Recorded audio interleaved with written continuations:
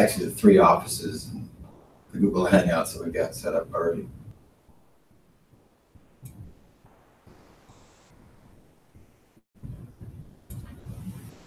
Before I get started though, tell me about the scope baseline.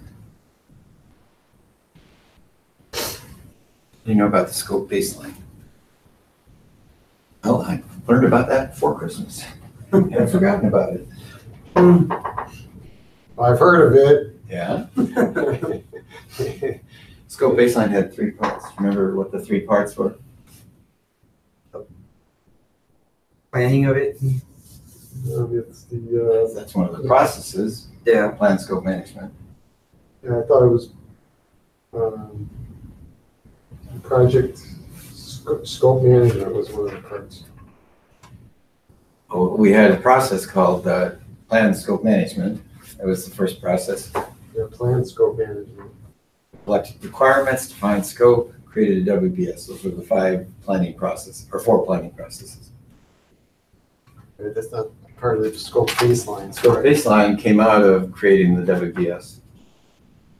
Scope statement, WBS, and WBS dictionary. The 3 parts to it. There it is. The Oh, scope there it is. baseline. Yeah. Create WBS outputs. The scope baseline is a component of a project management plan. It includes project scope statement, WBS and WBS dictionary. dictionary. Now you mentioned something that made me think of another question. Out of plan scope management, we had 2 sub-plans come out of that. You mentioned one of them. Scope management plan. Do you recall what the other sub-plan was? Okay, so repeat your question again. There were 2 sub-plans that came out of planning scope management. Those would be 5 data. Yeah, there's One. one is the scope management plan. Right, yeah. And the other one is I'll say it's the work management plan. Not quite, no. Like Requirements management plan. requirements management plan, yeah. They used to have a lot more sub-plans. They've actually consolidated a few and eliminated a couple, but in scope management we got 2, and one in integration project management we had 2 as well. We had change management plan and configuration management plan. All the rest we'll just have 1. So schedule management plan. Cost management plan. And we've had 1 baseline that has 3 parts. The other 2, cost and schedule, are just cost and schedule. No subsections or point or anything. So out of these first 5 planning processes here, we'll have the schedule baseline coming out of it. So first thing is going to be plan the plan schedule management, define activities, sequence them, estimate the durations for the activities, and develop our schedule. Then monitor and control, we're going to have control the schedule. One of the good things about having a schedule, it helps us have a good detailed plan. And this is going to be built off what we did with the work breakdown structure. It's going to show us how we're delivering. It becomes another good communication tool. We'll look at some different samples of different kinds of schedules and milestone schedules and how that can look. Once we nail it down and get it set at the end of planning, that doesn't mean that's it. Of course, we're still going to get change requests and different things come up, or staff gets pulled away, or we don't have the equipment we thought we were going to have. So there'll be a lot of changes as we go along, but we only want to make sure that those true changes get, included in the baseline. We re-snap a new baseline if we need to change something. Trends. Well, there's a lot of uncertainty in most projects. Morning. And so what we're going to be doing is really trying to adopt and tailor to whatever changes we might have coming up. There's various kinds of ways of doing scheduling, and we'll see that we're going to be looking more at predictive models as we're doing this. But in adaptive or agile world, they're looking more at really detailing out current 2 weeks or 4 weeks of work, and then constantly resetting what we're going to do in the future and reprioritizing the list. So we'll be looking more at near-term stuff with those approaches. On-demand scheduling or cumulative flow diagram. These are kind of new concepts too. And again, I think for this round of exams, you won't see much. Sorry, sir. Yeah. The fire department will go and update our contact information. That is actually the business card.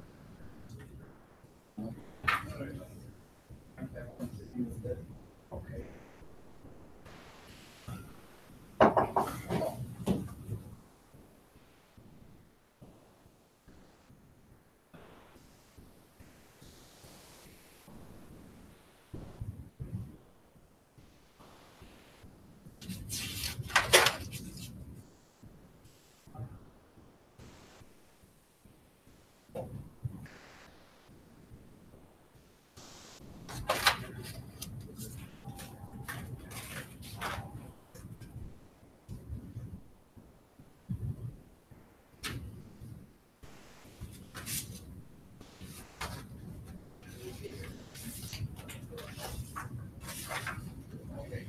Sorry about it.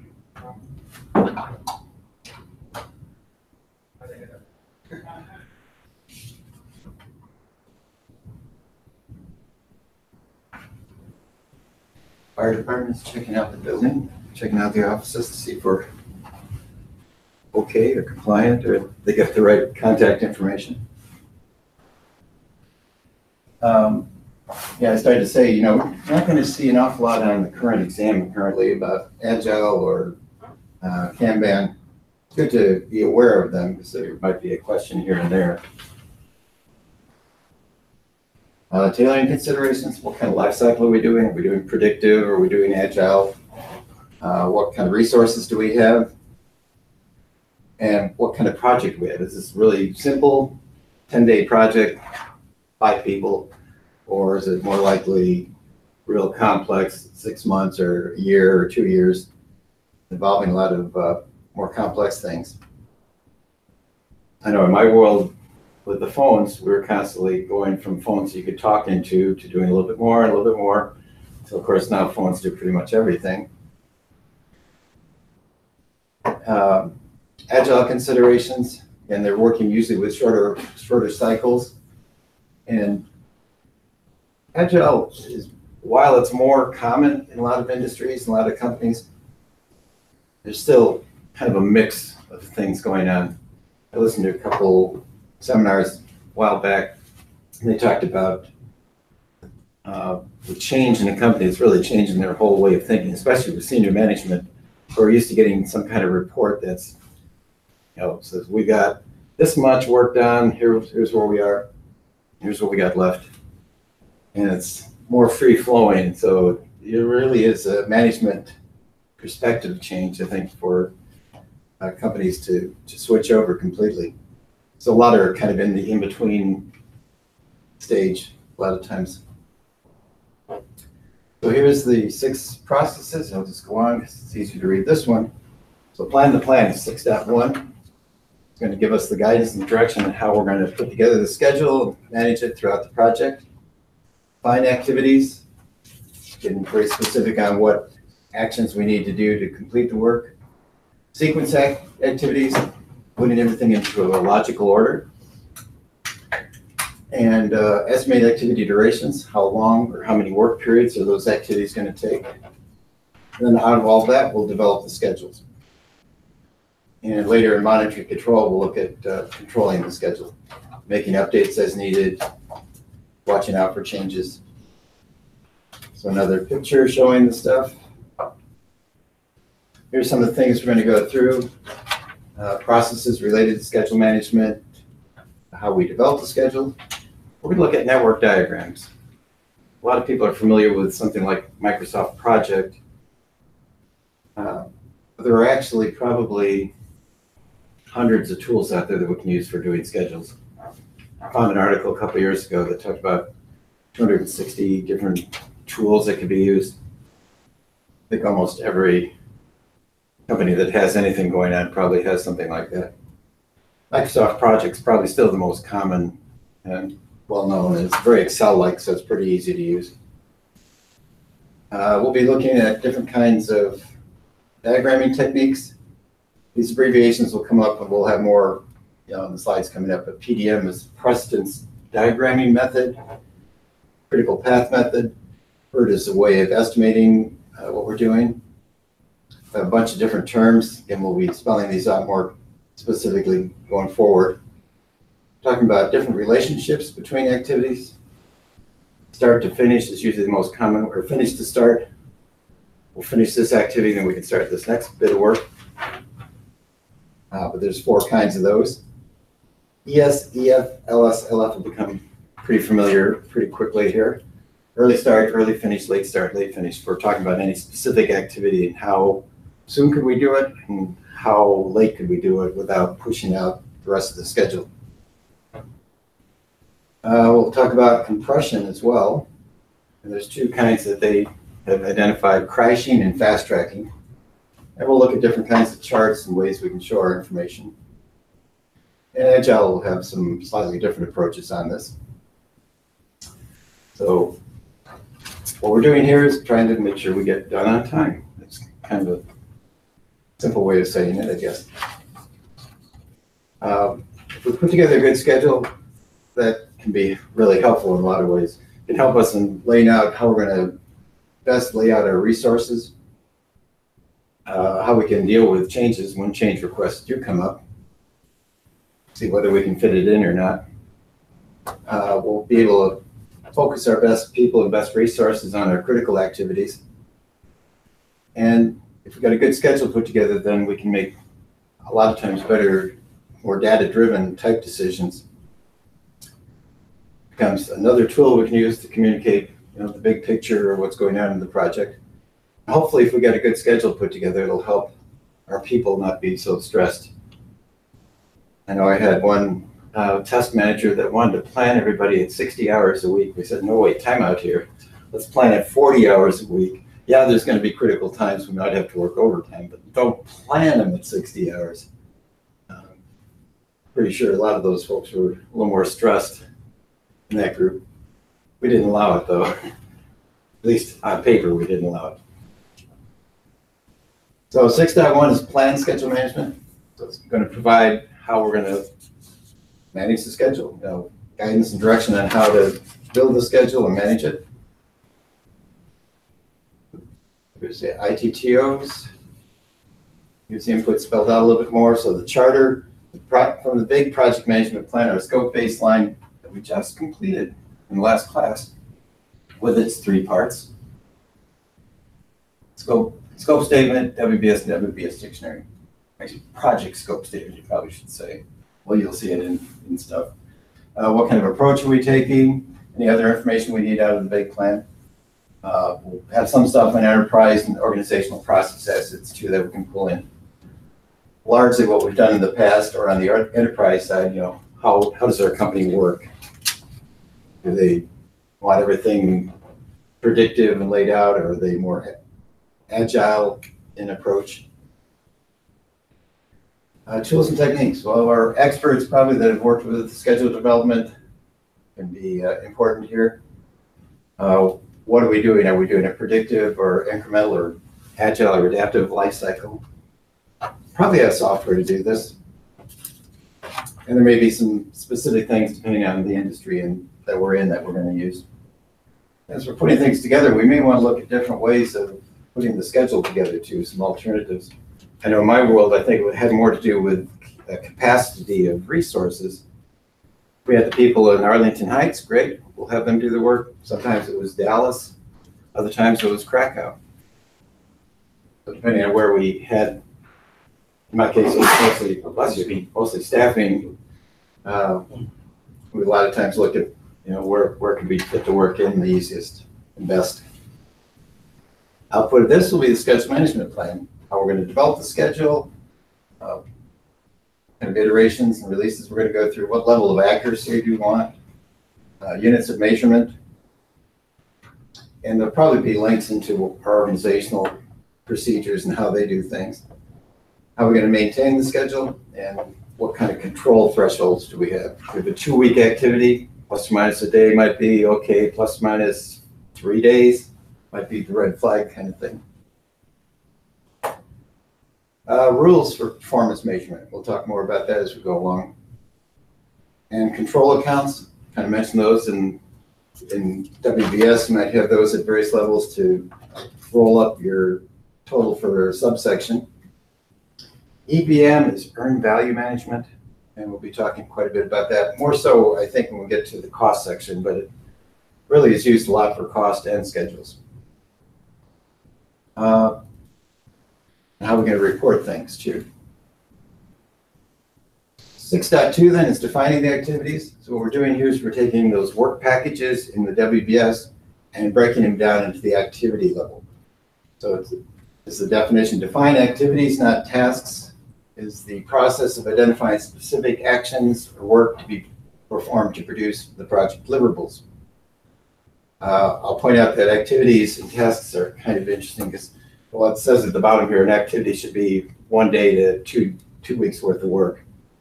I think we had activities that were larger than that a lot of times. But we also didn't want to go down to, we had one group that was used to doing government work. They wanted to break it down into 15-minute increments or, small minute sections. Oh, that sounded like a nice idea, but when you got to doing a timesheet, they gave a person a timesheet with 50 activities on it. They're probably going to look at it and put all their time on one thing rather than 5 minutes here, 20 minutes here. It just was, going down to the task level was just too much detail, and it didn't really help, and actually probably blurred what we're actually getting accomplished. So what we're going to be doing is decomposing the deliverables from the work packages into these smaller parts. And when we get down to the activity level, this is where we're going to be doing a lot of our estimating and assigning people to the work, getting the work done. And the rule of thumb, again, is 8 to 80 hours of work for an activity. Not 15 minutes or 20 minutes of work or half hour. Too detailed most of the time. So from the big plan, we're pulling in our schedule management plan we just put together, the scope baseline that had the deliverables and constraints and assumptions in it. On the enterprise side, our culture, structure of the organization can be helpful. You mentioned outside things. Sometimes there's commercial data outside that we can pull in to use. And they mentioned PMIS, which is Project Management Information System, which is those tools that we could be using, like a scheduling tool, here, probably a scheduling tool. Organizational process assets, probably have policies and procedures in place. Templates. We use a lot of templates in my world because we're doing pretty much the same thing over and over and over. It was new technology, but it was still the same kind of thing. System engineering, high-level design, low-level design, do the development work, unit test, combine it, do some system testing. So we're kind of going through the same process over and over. Tools and techniques. Well, there's our experts. In my world, we actually had a team that did mostly what was called program controls, and they focused on schedules and resource management, some more specific things. So decomposition. We did decomposition in scope, where we broke down those high-level deliverables into smaller parts. Now we're taking the bottom of the WBS and breaking it down into these schedule activities. Rolling wave planning, I know it was mentioned in that first quiz, is the idea that near-term stuff we're going to plan out in great detail. Stuff that's half a year or a year out, we might have it at a higher level. As we get closer to it, really develop it out more. And progressive elaboration is mentioned again. That's another one of their terms they like to use over and over. The outputs of this would be a list of activities. Going to have IDs and stuff, and I'll probably tie in with what work breakdown structure ID it has. So there'll be a name, activity name, some description of the work we're doing. You may know even early on what's predecessors and successors. What are we going to do before this, and then what's this going to feed into later? Resource requirements, maybe who's going to be responsible for it. And we'll talk more about leads and lags in a little bit, but they mentioned constraints and assumptions again. In my world, we had one team in Israel that always seemed to be behind. And so for them, we often had to put in constraints. We wanted them to start April 1st. They said, no, we can't start until April 15th. All right. We built that into our schedules a lot of times, so we had more of a realistic view of things. There'll be milestone lists in here. And as mentioned here, some of these may be required by contract or various things. Others may be more like best practices or what we do internally. I know in my world, we had what we call gates or M gates for Motorola. Later it was P gates when we merged with Nokia Siemens. And basically those were like, like it says above there, significant events. And we finished doing all our planning, and we finished doing all our development work. So, and we had some lower level ones too. Early on, but we might have some change requests. And it talks about updating these things, although we haven't really, I think you'd have to say these are draft versions because we haven't even gotten through putting the schedule together. So I don't think we have a schedule baseline, cost baseline really worked out, maybe a draft version. 6.3 then is going to be sequencing the activities. So it's the logical relationship of the activities. So the schedule management plan, scope baseline are going to be key things feeding into this. And then now we've put together our list of activities in the previous ones. We've got a list of activities, their attributes, maybe updated our assumption log, we've got our milestone list, and maybe some things coming out of our enterprise factors and organizational processes. So here's a bunch of terms. Activity float and Slack are used kind of as synonyms. So you see both of them show up. So an activity float is talking about how much can an activity be delayed without pushing out the activities after it. Project float is talking about the whole big composite, and sometimes we'll have float in the whole project. We were given an end date that we had to be done in 6 months. When we put our schedule together, it looks like, well, we could do it in 5.5 months. Well, we might have 2 weeks of float in the total project. Early start, early finish is talking about an activity, how early can it start and finish. And late start, late finish will be, sliding it out. How far can it slide out without pushing out the activities after it? And we'll see in a couple slides that when we're talking about calculating float, it's going to be either the differences of the starts or the differences of the finishes. Early start minus, or late start minus early start, or late finish minus early finish.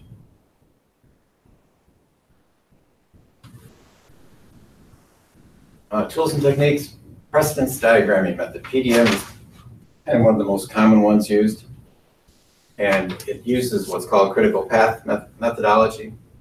When we put the schedule together, we'll be looking at where the activities fit together and what activities are going to be the ones that are taking the longest to get through the project. Sometimes called activity on a node or arrow diagramming method. Those are kind of older terms, and I have a hunch you probably won't see those on the exam, maybe a little bit. But we're going to describe an activity like a box. We'll have an example of it coming up.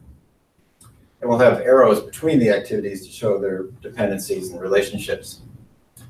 We're going to do this manually, but of course you can use one of the couple hundred tools out there to do this a lot quicker and a lot easier.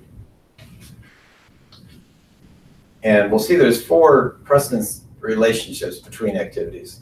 And here they are. Most common, we complete activity A and then we can start B. So that's finish to start relationship. Start to start is pretty common. Basically it says A starts and then B starts in parallel to it. Finish to finish is fairly common too. Basically saying both activities have to finish at some given point. Start to finish is a little more unusual. In my world, we decided not to use that because we didn't have anything that really followed that. But if you've got something that's going through a lot of repetition cycles and stuff, that can kind of come into play there. Basically saying we start activity A and then we can finish B. Like I say, the first 3 are pretty common. Start to finish is probably a little more rare. So here's an example of what a node would look like. So we'll have early start, early finish, late start, late finish, probably a name in here and a duration for it. I think when we're doing it, might have the duration in there. or above it a little bit. There's a definition of critical path. Two ways of thinking about it. Critical path is the longest route through all our activities to get done. Another way of saying it is the shortest time to complete the whole project. Pretty quiet in here. You're just absorbing all this and getting all this good stuff. We'll be looking at different kinds of dependencies, and they mentioned sometimes it's going to be mandatory. We might have contractual requirements or things that will cause us to have to do that. You mentioned laws of physics or nature too. I mean, if we're doing construction, we probably don't want to start this week, although we don't have as much snow and stuff around right now. Discretionary, based on best practices or things we've done before. We may have some preferences there. And then there can be internal or external dependencies. External, we've got a vendor that's supplying parts for us, third-party vendors, contractors. We may have some things to tie in with that. Internal, it'd be things that we've set up that were more under our control as we put the project together. Leads and lags. These are relationships between activities. A lag means we have to wait between one activity and the next. So if we're pouring concrete for a house foundation, we might have to let that cure and set for a week before we can start building on top of it. So we'd have maybe a 1 week lag in there. They mentioned putting the grout down, might have to let it sit for 2 days before we can put sealer on it. I'm not as fond of the other examples, but each one though, there's a wait time between one activity and the next. Leads, on the other hand, are where we're overlapping things. And that first example, there was kind of what we did. Our system testing group would start doing testing before we were done with all the development work. And we would just continue to add in more software, more versions into the work that they were doing. So here's a picture out of PMP kind of showing this. So in this case, we've got a punch list of the work we're doing on this building apparently. But we can start doing some of the landscape work before we're done with all the work on the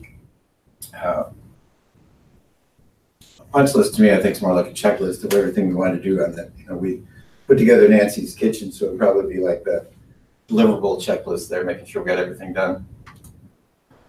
And this example here is supposed to be a lag. So we started drafting requirements doc or something, and we can start editing it in 3 weeks, even though we haven't really completed all the work on it. Like that example was, yeah, it works. Here's an example of a network diagram, and we're going to be going through some of this more in detail a little bit. But it's kind of showing that we've got basically the project starts, and we've got 3 activities at the start, A, H, and K. And then these arrows show the relationships. So like in this case, H and K both feed into I, so I can't start before K is done, or in the case of H, start to start with a 10-day lag built into it. And we can see it goes on across, and eventually we'll get to the end of it. So the outputs of the sequencing activities will be our network diagrams. It's going to be a schematic view of what we're doing, with logical relationships between things. And we'll probably have it, we'll be able to do this at various levels. We'll have a summary level 1 or milestone level 1, and maybe the complete detailed one. There'll be descriptions in there on what we're doing. And while we're doing this, we might update our activity list and attributes a little bit more while we're going along. Maybe new milestones, or maybe we took away a milestone. So here's our first example. Kind of a simple one. And most of the time it's going to be finished to start relationships. You're going to see once in a while they'll throw something else at us. But by and large, it's going to be that kind of thing. And so we've got, in this case, they use letters for the names, but it might be more descriptive than that. And so first thing they do is they ask us, as we're going through this, what activity, when can activity F start? That's our last activity. What's the critical path duration? And then these other two are separate questions. What if C and E, instead of being finished to start, were start to start? And then another question, what if there's a lag between A and B? So I usually like to draw these out.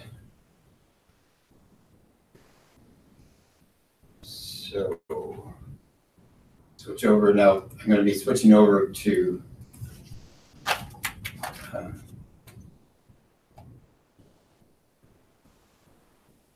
stop sharing, but on the board you're going to see the whiteboard then in reverse.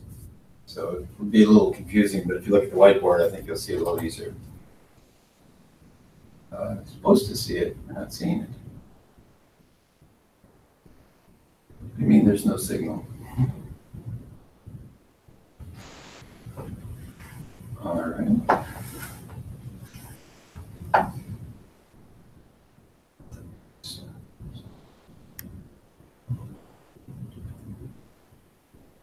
Why do we have no signal? Go to Windows. Go to settings. Sprocket. Just type in display. I think it's under system. Oh, it is.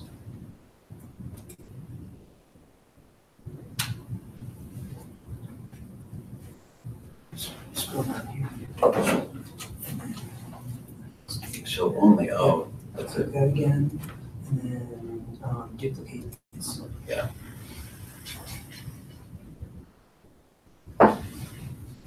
That's better. Yep. I don't know why somebody, maybe our tech guy said to take that off. So in the book, you've got, I know you got the picture of this, but I'll put it up here then.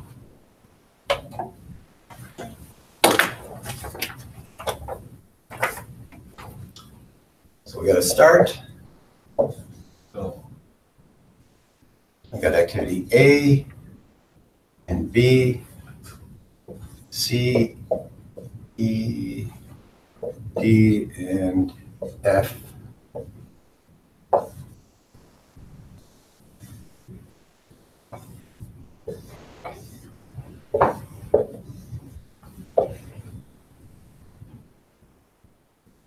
So basically what it's saying is A and C are starting activities. One has a duration of 2, the other of 3.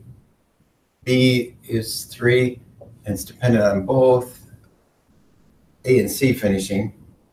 C also feeds into E, which has 4, which feeds into D, which is 2, and then D and B both feed into F. F has a duration of 2. Relatively simple thing, but if we look at this, you can probably see there's going to be 3 different paths through this. There's going to be ABF, CBF, and CEI. It's supposed to be D. DF. I read my own writing. I'm going to show you, which I think is probably an easier way to do these things. I usually start out with the 0 here, and then add the duration to it. So it'd be 0 plus 2 is that, 0 plus 3 be 3. In real world, I mean, logically, we're not starting on day 0. This activity is starting on day 1 and going to day 2. But for the math that we're going to be doing, this actually works out a little bit easier, because if you got over here, started, you'll see it just makes it a little bit easier to calculate things. I'm going to go across the bottom here, so I'm going to bring the 3 over, plus 4 is 7. 7 plus, bring the 7 over, plus 2 is 9. Now I'm going to look at B here. It's dependent on both these activities finishing, so the longer activity or the larger one is going to be the driver here. So C is going to be the driver here. I'll bring the 3 in, plus 3 is 6. Now feeding into F, I can see that D is the longer or later finish, so that's going to be the driver. So I'll bring in that, plus 2 is 11. So our finish is going to, our total duration is going to be 11. Pretty simple example, because I think we can see, well, this is the longest route, so this would be our critical path. So what I've done there is also called the forward pass. Now the backward pass is taking that end number and feeding it backwards and going back through this. So 11 minus 9, 11 minus 2 is 9. 9 minus 2 is 7. 7 minus 4 is 3. 3 minus 3 is 0. Sometimes when I've got multiple connections, I might not go to this one to find out what's going on here. But in this case, what it's saying is that B could finish as late as 9. So 9 minus that would be 6. And A could finish as late as 6. Minus 2 is 4. The float on activities will be the differences of the starts and the finishes. And if I've done everything right, they should be the same number.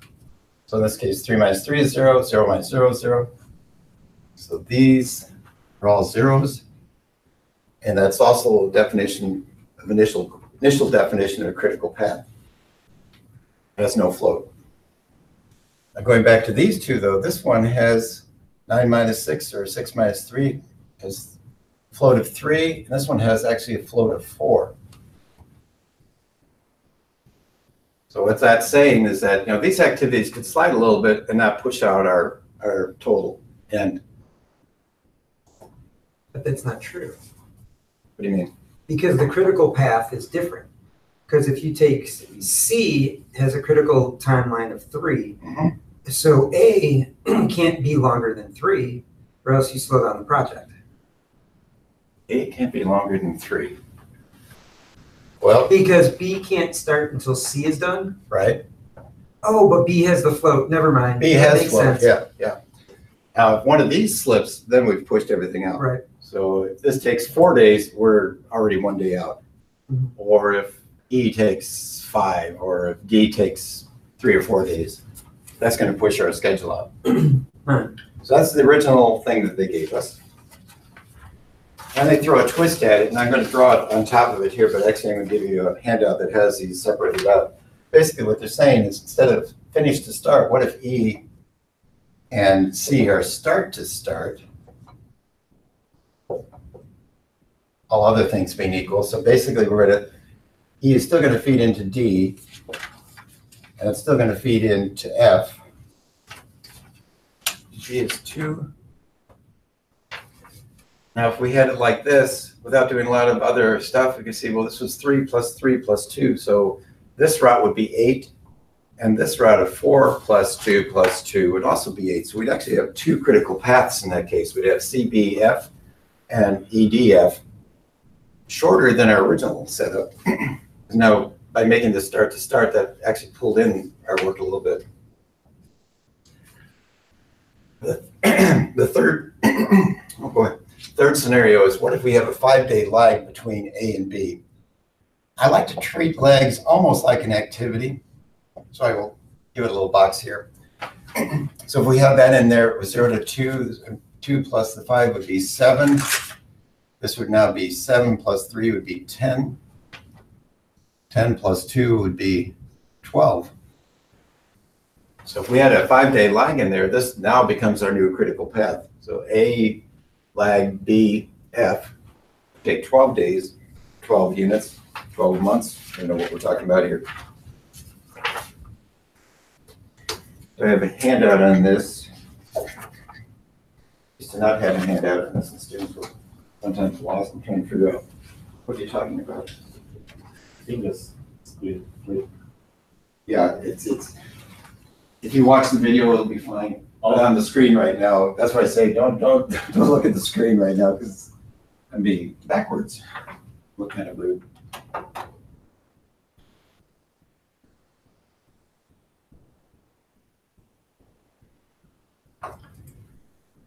Next thing we have in here, though, is something that you're probably going to see, more likely to see in the exam. This is the kind of layout they'll often show. So they have a list of activities, the durations, and then what the predecessors are. And it'll ask you to calculate something. In this case, they want us to work out the diagram, calculate the early starts and finishes, late start, late finishes, how much float do the activities have, and then identifying the critical path. So you can kind of see what we've got here. We've got a long list of things. But it gives us, like, this first one doesn't have anything before it. Okay, well, that means activity A is our starting activity. I like to look at the predecessors, because sometimes you'll see a pattern in there. Like in this case, I see that there's 3 activities that are dependent on B. So that's going to change things around a little bit. So I'm going to give you some paper here. I'm going to let you work up your own diagram, but then we'll put it up on the board too. And actually, they've made it a little easier for us. Because the next slide, I think you'll see, is actually going to be a picture of how the diagram could look like. But don't turn the page. If you get stuck, yeah, go ahead and turn the page. So from the scheduling exercise, we should be able to come up, you want us to do the precedence diagram. Yeah, which is basically what we did with the simple one.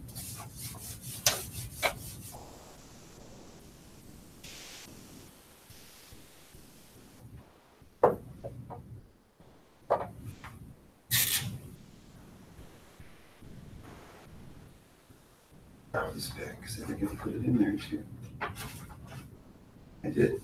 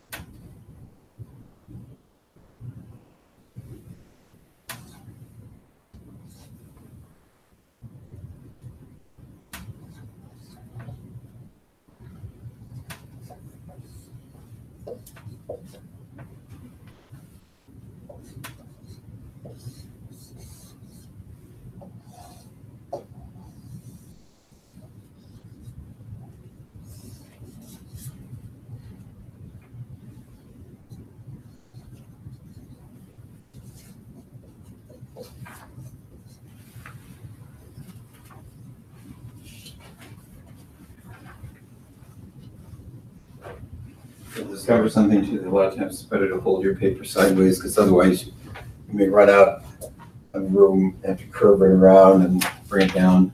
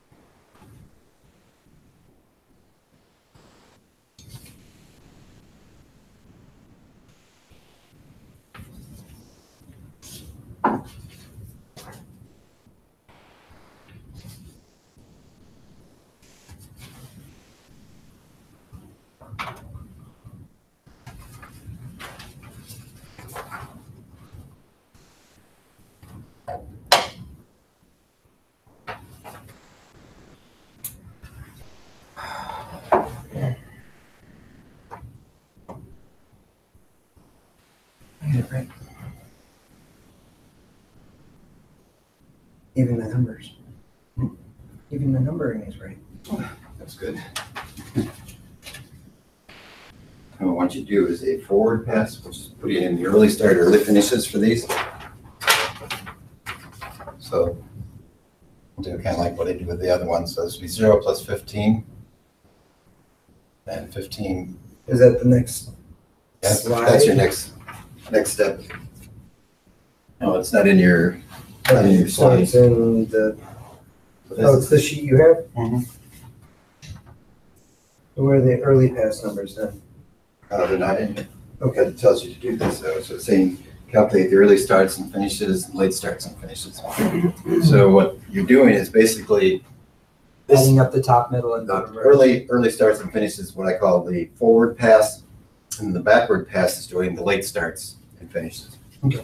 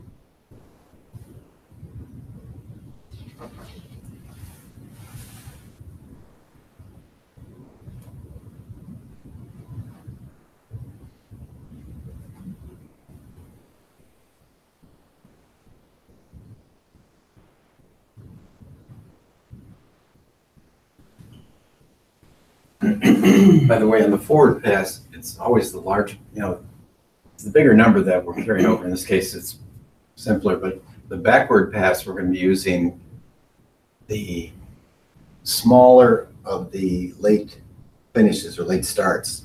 So we'll see that when we do the backward pass, it's going to be the lower number that's going to be the driver. That makes sense? Am I saying it clearly? I'll put a few more things up here. I'll start doing the backward pass.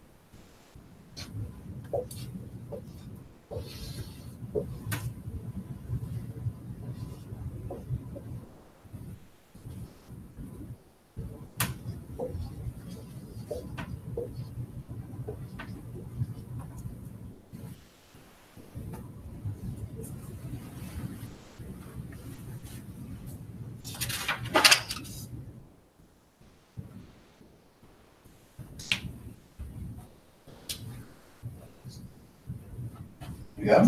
Yeah.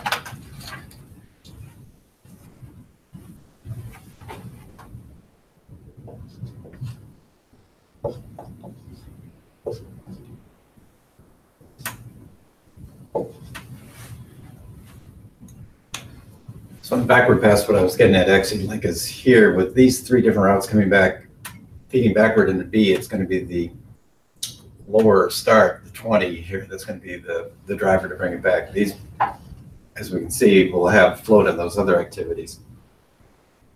So the bottom leg is the critical path? Yeah, so A, B, F, G, H, J, K, none of these activities have float. And if I've done my math right, 65 minus 65, 35 minus 35 should give me the same answer. If I've missed something, if I get a different number in there, then I've probably done something wrong. Usually it's a math error that throws things off. So now in that box D on your backward pass, you have 56 and 54. Oh, 56, 52, that should be, right? 56 and 52. Good catch.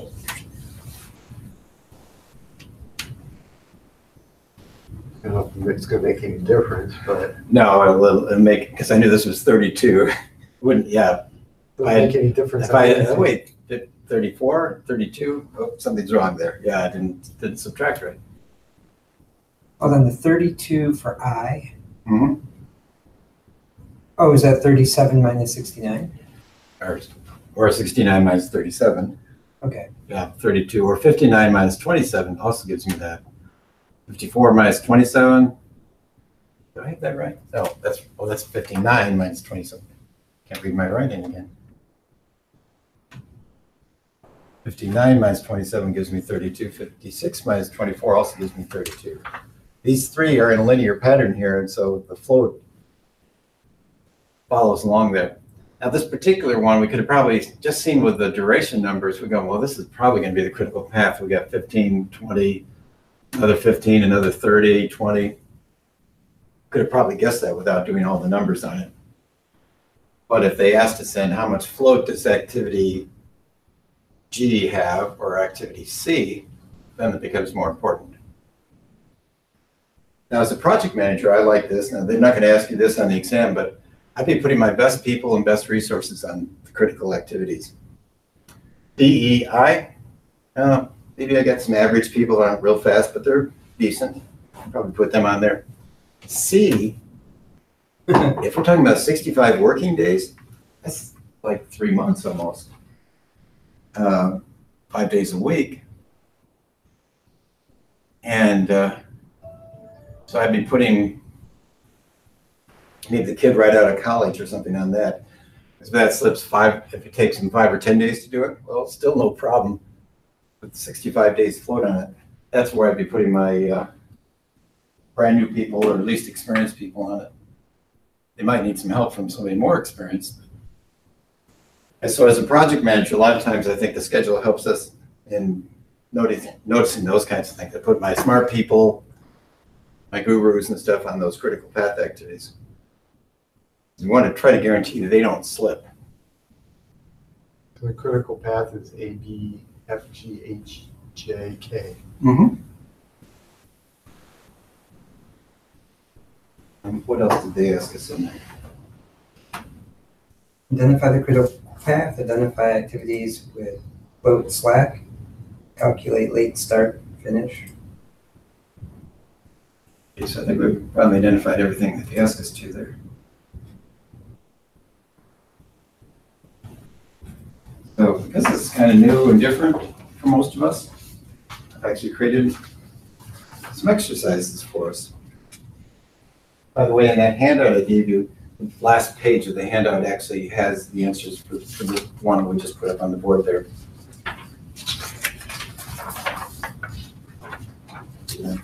And actually, it's about break time too. So we're going to take a break now. We'll jump into this next one, the next two after the break.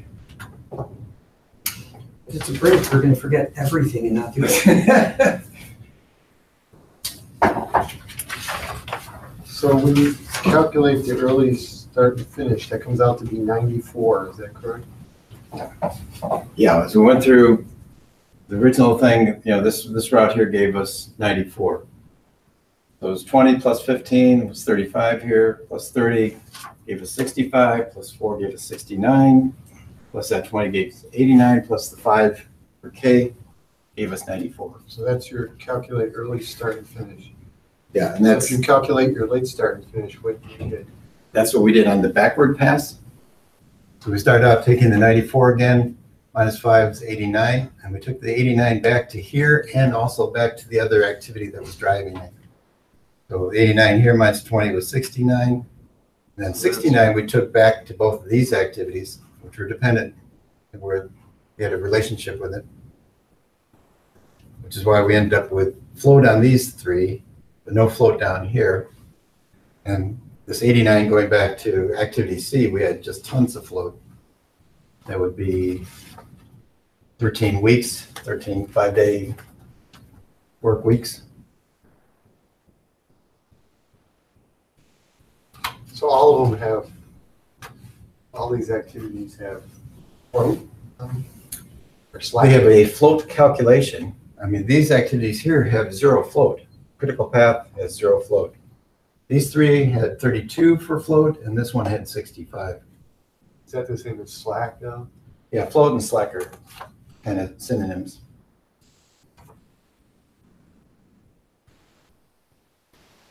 And for the examples we're doing here, if you want, I've actually got a chart without numbers in it. So if it looks a little confusing, just trying to work it out from nothing, and have a sample there to do it. I'm going to erase this. By the way, as I mentioned on the back of this handout I gave you, it's actually got the diagram laid out here. Yeah, okay, I see that.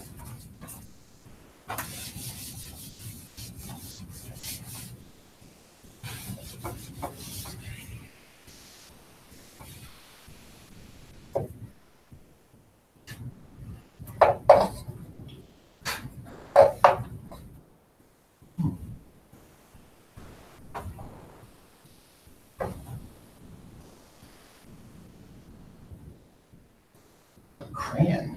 I don't know who's writing crayon on there. We do have mistakes. since I was a student, this whiteboard back here has had that permanent marker on it, for new tours. .com. You can do this. Can't erase it. Yeah. I think we used a whiteboard cleaner in my Just that, like, you have to use the erasable one over the top of that, over the on that. It's, unfortunately, it was a permanent marker though, so I don't think it comes off. Like, just the marker over top of that, and you can do erasing. Oh, really? I can try. Oh. Brand new black here, thought it, do something to draw over with this. Yeah, and then that erasing. Sometimes. No, just you have to hold it. Just over the top of that, yeah.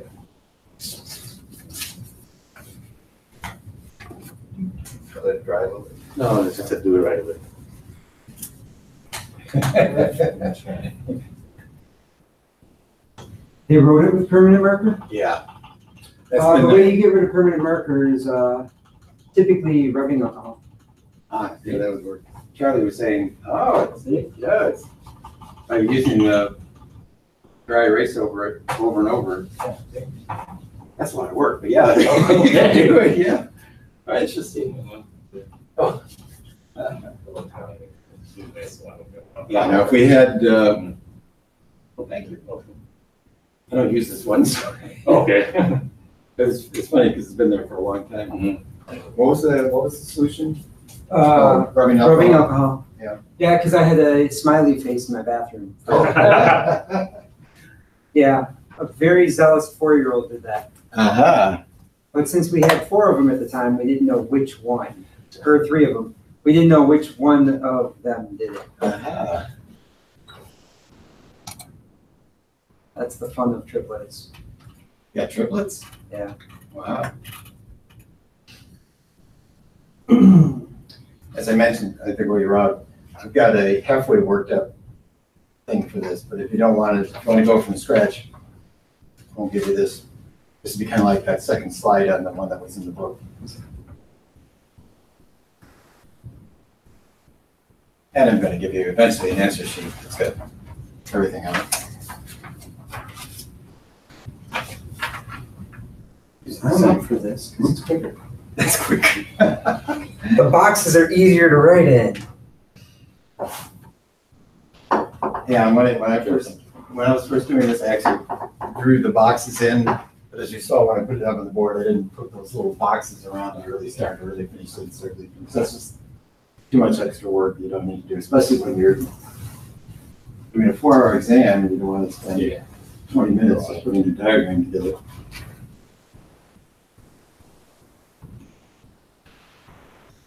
I can let one of you volunteer to put this one up on the board then.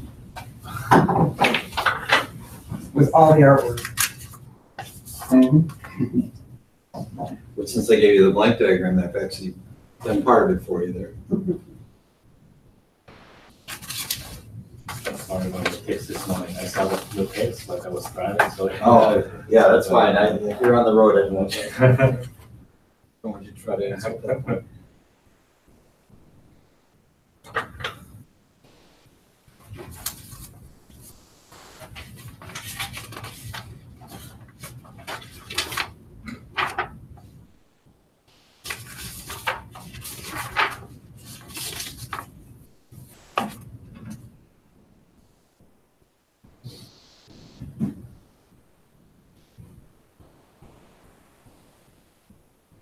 Is there a Wi-Fi password here? Probably MITS 2009.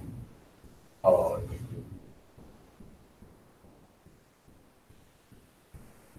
This is the one, right? I think so. All lowercase. I believe so. MITS 2009. Yeah.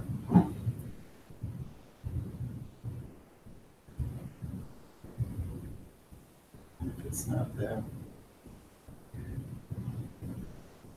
It is, because that's one of the common ones we've used. Nope. Yeah, yeah.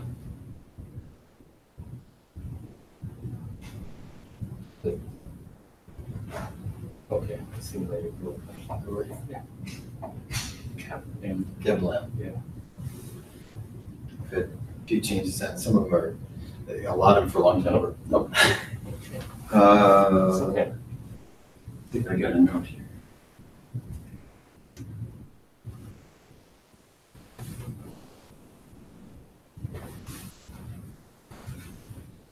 I have a post-it note here. I think that's the one in Gurney, but I wasn't sure if that was what we had here.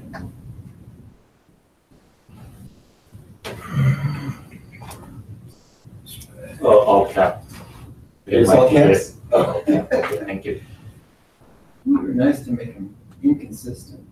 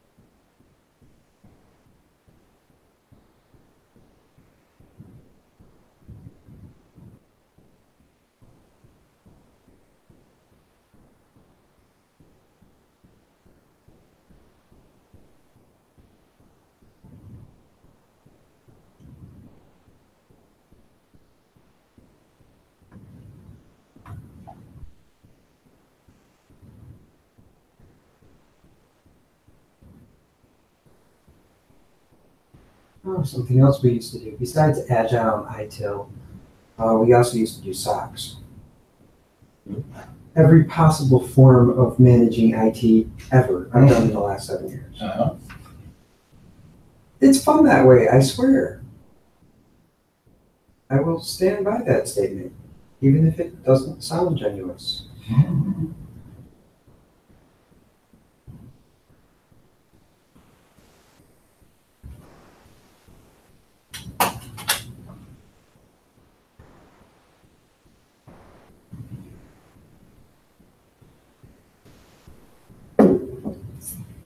So where are the mics if you're recording the class? Oh, it's that one? And it's pretty sensitive. Nice.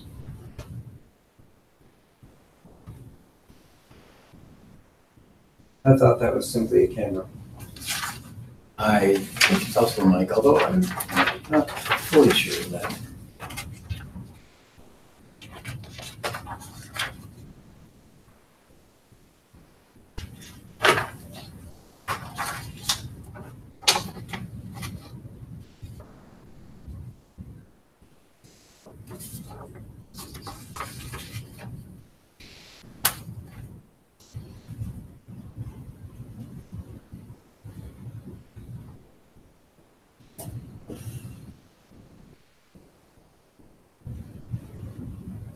So John, did you have a good holiday? Yeah, it was good.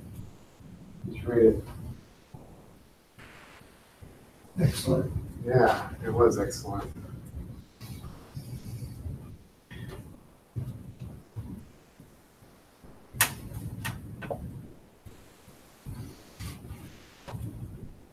I don't do Christmas, so I sat there and I drove Lyft and Uber. Yeah. And Christmas Eve sucked for the most part, but Christmas Day, holy crap, it was busy. Yeah. I couldn't believe how busy it was. Which is good. Of course. You working it all now? No, not right now. Would you ever drive? Maybe. There's a lot of guys doing that in between. Yeah. How does it work out? It's a tax write-off. You break negative almost all the time. So even though you have cash, as long as you're writing off your miles, well, it depends on what you drive. Depends on your gas mileage. You either write off your mileage or you write off your gas. I drive a hybrid. I write off my mileage. So it's literally, you're working for a tax gain, which is nice. I see. But if you're interested, I can actually get you more information about it. Yeah. But that'd be one of those things that you have to keep your car clean. So I have 7-year-old triplets. My car, they don't go in anymore for all practical purposes. The minivan is the only one they use now, which is kind of makes sense. Yeah. But my girlfriend will also drive the minivan, and she'll make more money with that thing than I can because you get bigger rides. More people. Yeah. She can carry 7 people. So that'd be an XL, and you make a lot more money that way.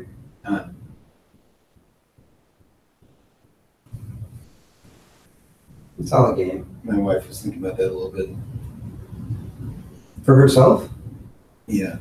We got 2 cars too. Mine is a small old Chevy Cobalt, and then we got a Honda CRV, which has been our transporter for our granddaughters quite often. Mm-hmm. Don't have a lot of stuff in there, but we have to clear out maybe a car seat. That you could even throw that in the trunk, and then if you ever pick up kids, you can use the car seat. Yeah. Or you refuse the ride if they have a kid, and you get a cancellation fee.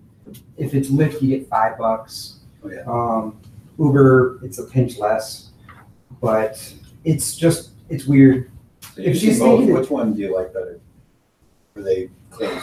Uber has a better app, and you're busier.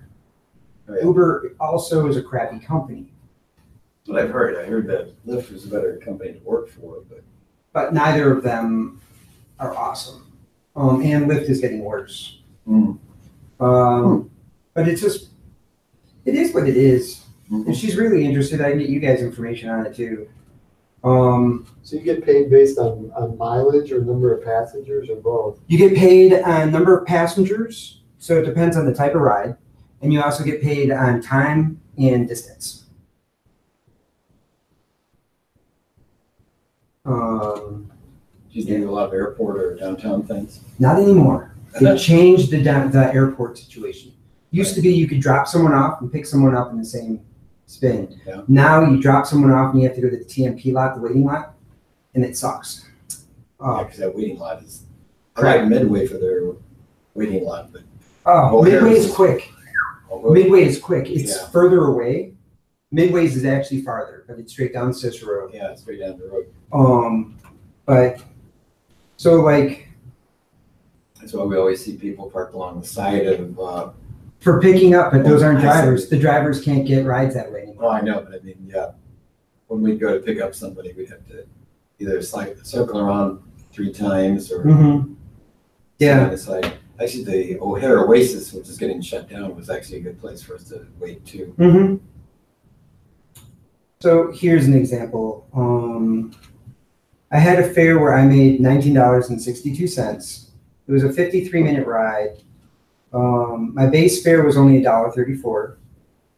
Additional pickups was $1. The distance was $9.29. The time was $7.99, making me a total of $19.62. And then in the end, I got $10 in tips. So, it was a weird one. Hour worth of work, roughly. Yeah, for 29 and change, 29.62. But that was at 12:33, I guess, in the morning on the 26th. But it was a really weird one because I picked somebody up on the south side, and then I went further south and picked up a whore. And I drove her home first, and then the other guy, because it was a pooled ride. It was weird. I like the guy that I picked up first. I'm like, she was working, right? He goes, oh yeah. That was awesome. Kind of thing you don't want to see. But made me giggle. That made it worth it.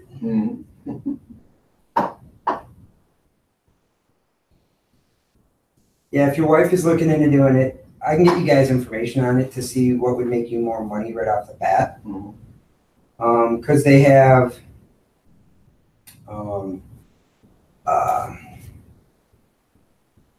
incentives. I don't know if she's thinking about it real seriously.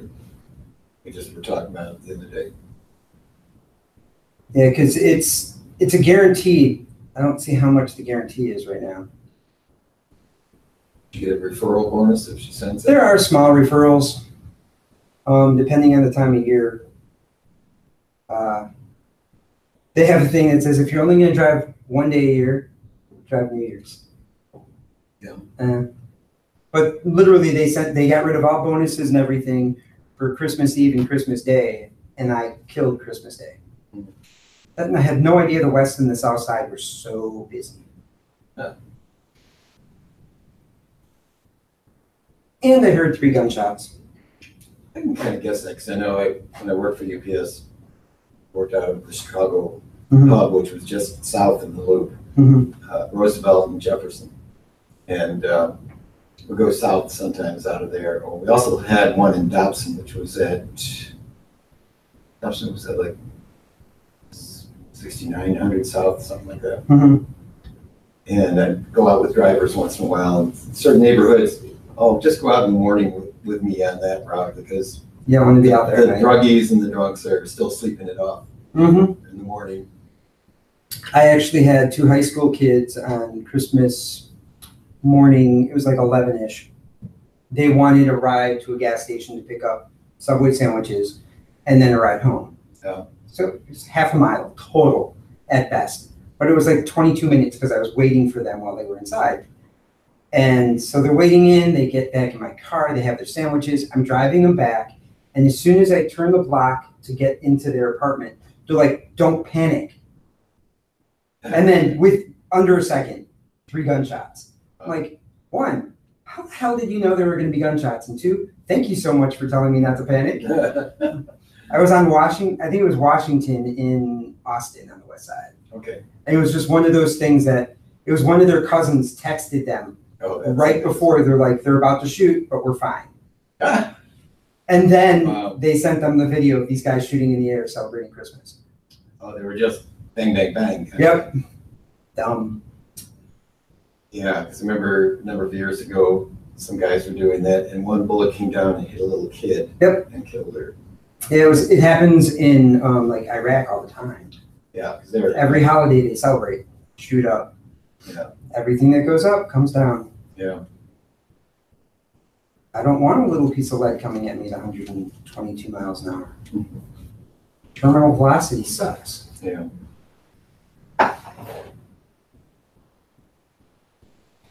I think we're about done with break now. So if you want to go ahead and start working on these, I'm showing the first one on the board here. So in this case, you can see we had 2 activities right at the start, A and B.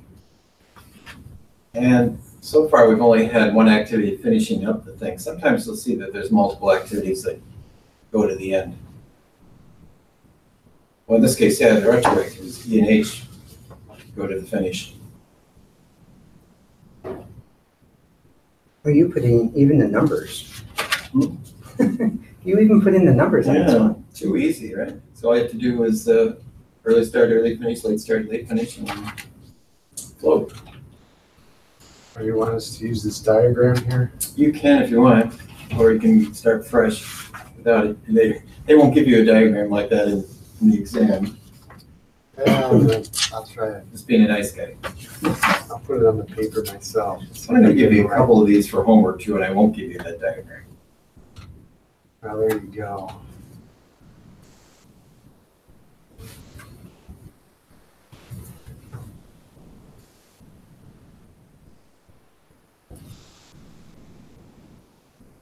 And actually, I've got one thing on that template too, that you won't be asked.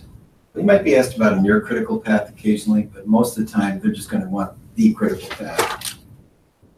As a project manager, though, I like to know different paths through there, because sometimes you'll see that one is just one day off, and that could become a new critical path if it slips.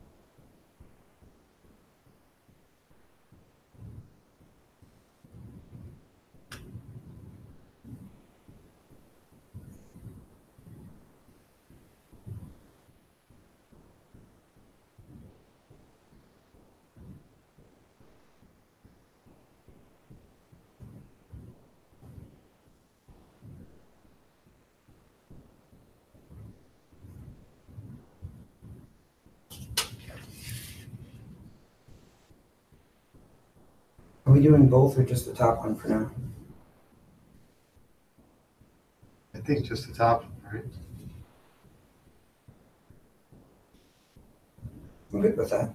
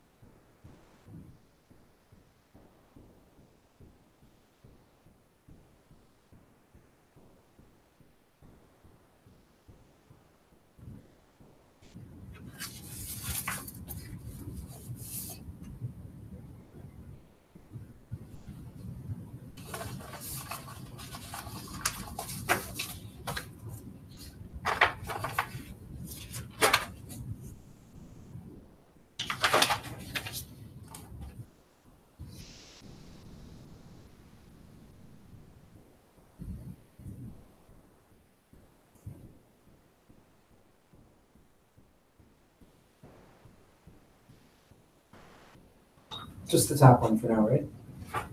Yeah, with the top one? Yeah. Is that the only one you want us to work on? No, I was gonna do both of them, but if you want to put that up on the board, you might volunteer. Hold on. I'm gonna work on the second one too then. Okay. You still be my volunteer, but first. I'm good with that.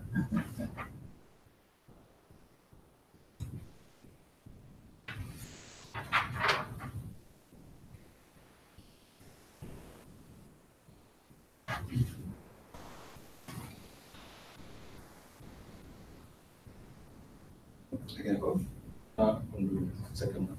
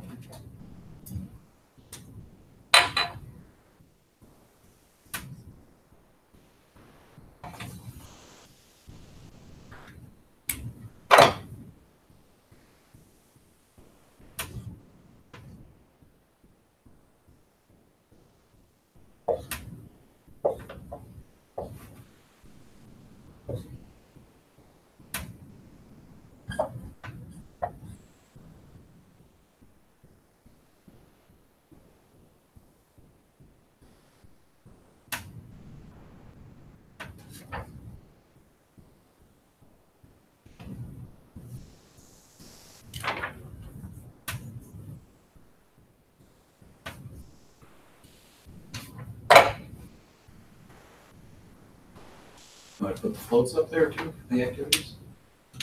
Floats. Just floats. Subtracting the starts or the finishes. Early start, early finish, or late start, late finish.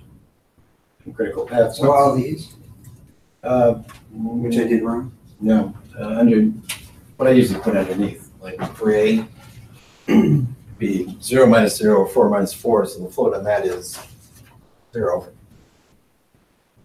Oh, okay. So the float, yeah, I'll continue. So this one would be 1. And then 0, 0 there, because and that's, 0 here. There's 12, 12. Oh, hold on, because it's this to this. Yeah. So it'd be 26, 14? It's on the backward passes. No, it's 10. Be 26 minus 4, Minus 16? so this would be 26, not 16. Oh, just because On it's the backward 26 pass, up here? yeah. Okay. So it'd be 26 minus 4 would be 22. No. The backward pass number here, instead of 16, when you're coming backwards, you're taking that final 26. And subtracting it from the 16? Yeah, I mean, if you want to put 26 by the end, we're not doing anything with H, but the longest route is going to 26. be 26, yeah. So on the backward pass, then we're bringing back that 26, both in H and E. So this one would be 0. Yeah, that one's 0. And then I'm down to 19, 19. This one's still 0. It's Yeah. 19 and 19. And then 17 to 17 is 0. The critical path looks good. And then 13 would be 0. And then the 13, this one's 1.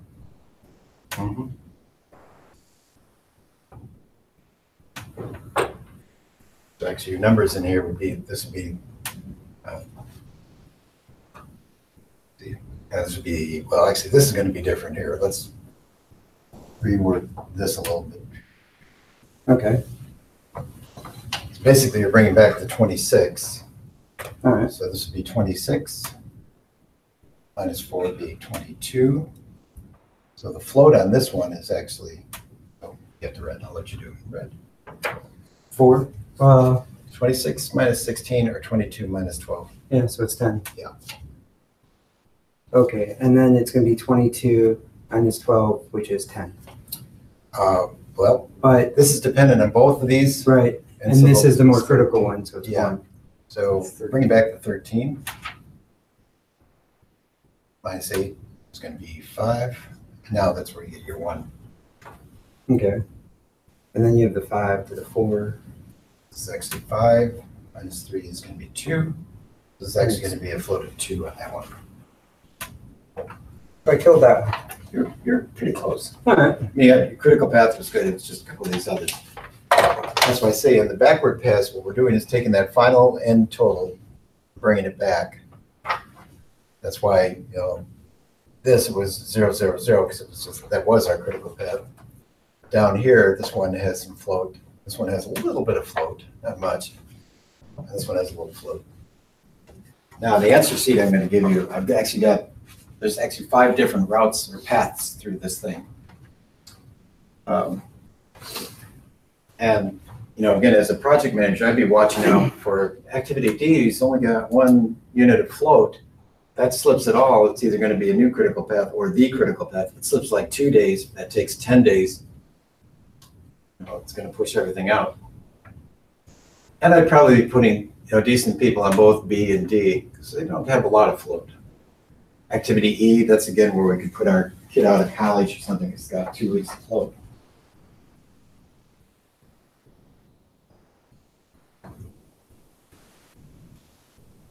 I have a volunteer for the second one. Oh, I have to Thanks, redo Adam. my, I have to redo my second one. My bottom numbers are all wrong. Charlie, you want to do the second one? Sure. What's the critical path on that one? It was across the top there. It was all the top ones. A, C, F, G, H. A, C, A, C, F, G, H. It's 26. I think I got the rest.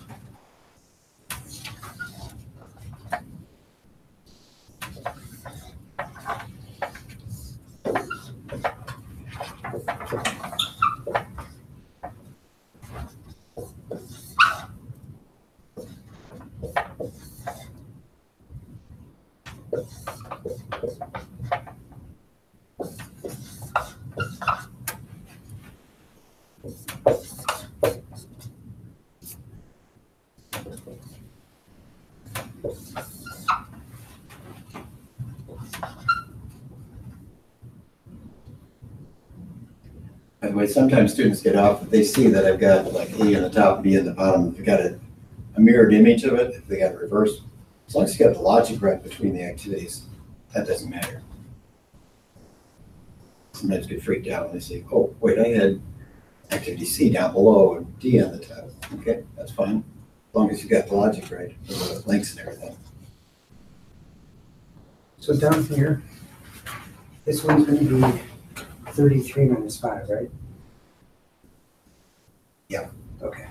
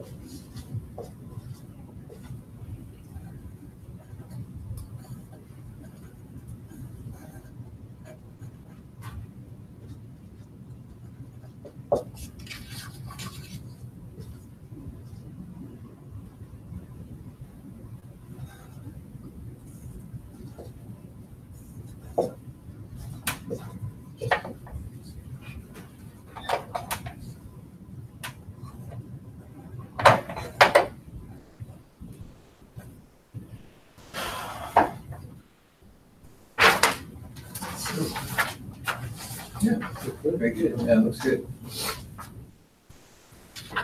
So our critical path is BDFGH. So across here and then up here, B, what? BDFGH. And it's 33. And we can see that E and I have 10 units of float. So I probably, as a project manager, wouldn't be too worried about those two because they could slip a little bit, no big deal. I would be watching out for A and C though, because they only got 1 day of float or 1 unit of float. So that's pretty close to our critical path. Actually, on the answer sheet, you see that I've actually calculated all the different paths through there. And I would be doing that as a project manager, but you know, you can kind of see the ones that have not much float are going to be close to being near, well, they sometimes call them near critical path. So if one of them takes 32 days instead of 33, it means if it slips at all, then we got something else going on that we got to watch out for. Hold on, I got a question about C. Okay, so you have 13, for doing the bottom, you have 13. Backward pass, yeah, 13 is coming back. And then isn't the other one 13 minus 8 to make it 7? 13 minus 8 gives us 5. 5? Okay, that's me just doing bad math. Yeah. That's why I say. If we Mine get, looks like okay, I understand what I did. It looks like a 15. Ah. Okay, now that makes more sense, but that screwed up all my math. oh. That's why I say, you know, once you get the feel for these, they're not that hard, but that's where if I make a math mistake, they could whack it out or throw it off. For the test, did they give us pencils, or do we bring our Pencils own? and paper. Okay, Pencils and paper. awesome. Do we have to bring them or is it just? They'll supply them. They'll supply them. When you walk in there and are ready to do your work, they will, I'm still sharing, I'm not sharing, share.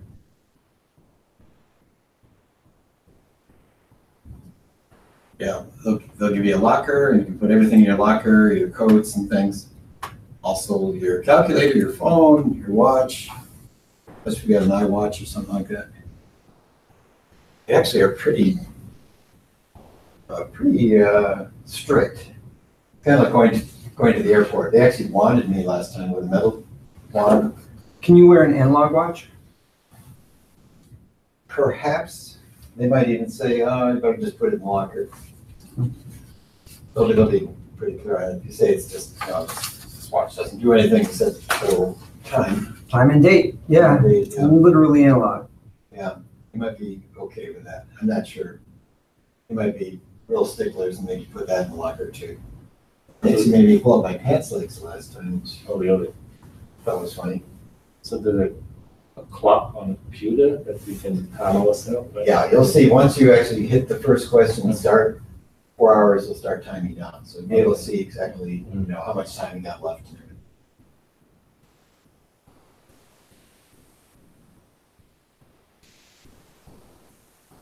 Clicker.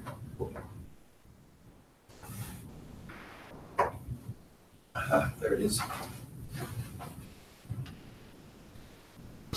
So I have some homework for you too.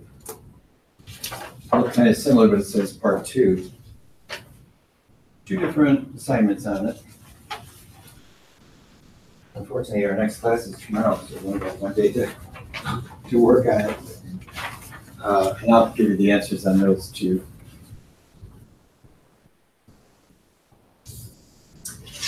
One little twist in one of those things, because there's actually a flag in there.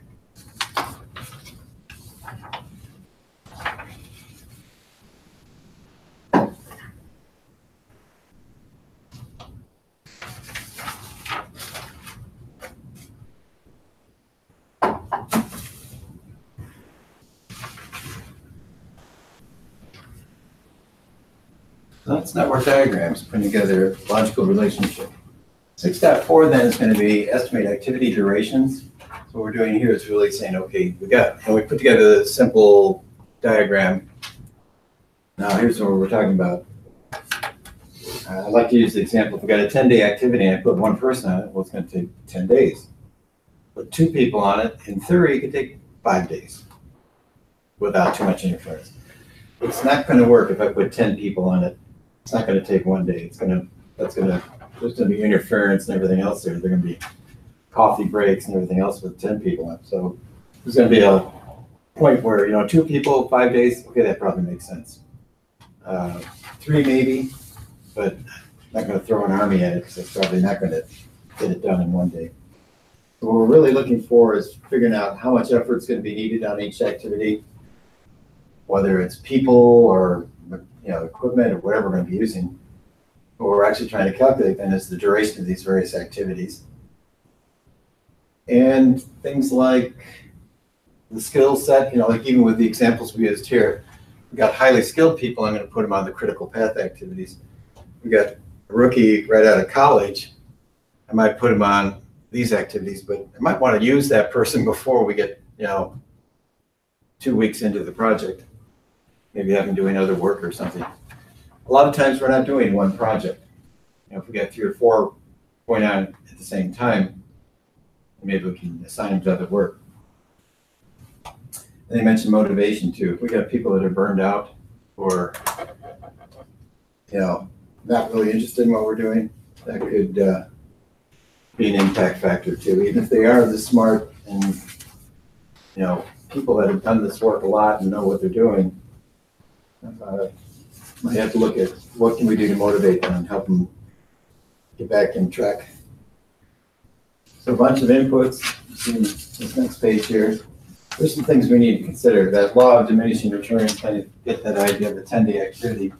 2 people on it, okay, that might bring it down to 5. 3 might work, but it's probably not going to be 3.3 days because the more people we add, the more interference and things we can get. So number of resources, we'll get to a certain point where, like I say, it doesn't make sense to add more. There may be some advances though that we can do. Like if we bring in new equipment, new machinery, better PCs, better laptops, whatever it might be, that can help a lot. And here's that motivation thing again.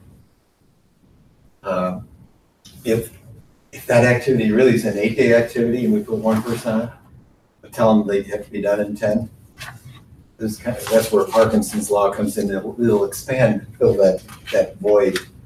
So they might take, unless they're super aggressive and everything, they might take 10 days to do that 8-day activity. So that sometimes gets to be a factor that needs to be considered. I think the burnout is probably the more important factor than people, procrastinating. So the big plan, schedule management plan, scope baseline, I think we've had that feed into each one of these. The activity attributes, our activity list, our assumptions log. Assumptions, for me, resources is where assumptions came in quite a bit because we thought we'd have 50 people. Was that a good assumption? Or are some of the people not available? Like I mentioned, our one team that was always late because they're working on past projects. We had to take that into consideration all the time. Lessons learned register. What we've learned as we put together this project. Milestone list, team assignments, resource breakdown structure. We'll talk more when we get to resource management, but basically it's an org chart kind of view of the resources we're using, people and equipment, machinery, whatever it might be. Resource calendars, requirements, risk register, enterprise factors, and organizational process assets too. May have some information out there, maybe, in IT world, a lot of software world, lines of code per hour, something like that, a lot of times can help us in calculating things. Where are we located to? Are we co-located all together? Are we scattered around the world? In my world, it was usually we were scattered around the world. So do we have this work done in India or Poland? I think in Poland, actually, it's funny because they were actually easier to sync up than with us here sometimes. I kept thinking the India team must be working second shift most of the time to be in sync with what we're doing. OPA side, probably have calendars, historical information, and what we've learned from past projects, also what kind of policies we have on doing scheduling within our organization. There's our experts again, a lot of times guided by historical information. Doing estimations, we'll see that there's a couple top-down approaches and some bottom-up approaches. Analogous and parametric are both top-down approaches. Analogous might even be used by the sponsor or the initiator way back at the start of the project. You might say, last one took 6 months, this is slightly larger, okay, that's 6.5 months. But still pretty, it's looking at what we've done in the past, but kind of just doing a high-level estimate on it. Parametric is similar, but doing a little bit more statistical kind of things with it. The number of drawings per hour, like lines of code per hour. You know, if we had 10,000 lines of code last project, this one has 11,000. Okay, we could extrapolate that out from what we did historically. A 3-point estimate is something for work that we're not so familiar with. So with a 3-point estimate, we're taking an average of optimistic plus most likely plus pessimistic. Optimistic, we can do it in 5 days. Most likely 10, pessimistic 30. Usually pessimistic is for something we're not so familiar with, it's going to be further out. Bottom-up estimating, kind of the idea that the people that are going to do the work, they've done this work before, often are the best for calculating this. And we'll probably look at different alternatives. Reserve analysis we'll get into more when we get to risk. But there's 2 kinds of reserves, contingency reserve and management reserves. Contingency reserves are for risks we know might happen. So it's a known, unknown risk, and we'll probably build that in. Management reserves are over and above that. It's for stuff that we had no clue would happen. So if I'm doing construction and I know typically it rains 10 days in April, I'll probably calculate that into my thing. That'd be my contingency reserve kind of stuff.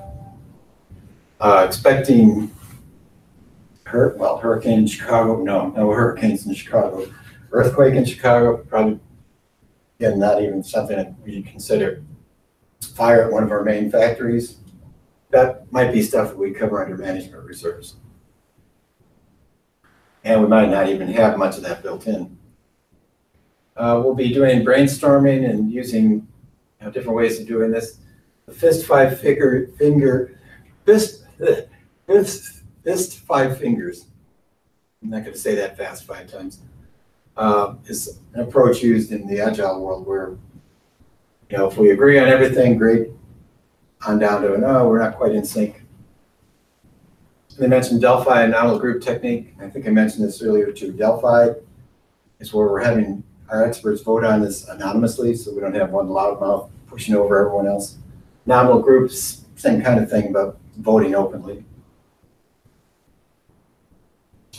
PERT is an estimating technique, program evaluation and review technique.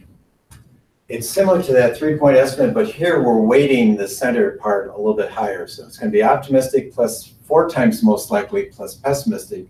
That whole thing divided by 6. So we're doing it with schedule, but we'll look at this later probably in the cost side too.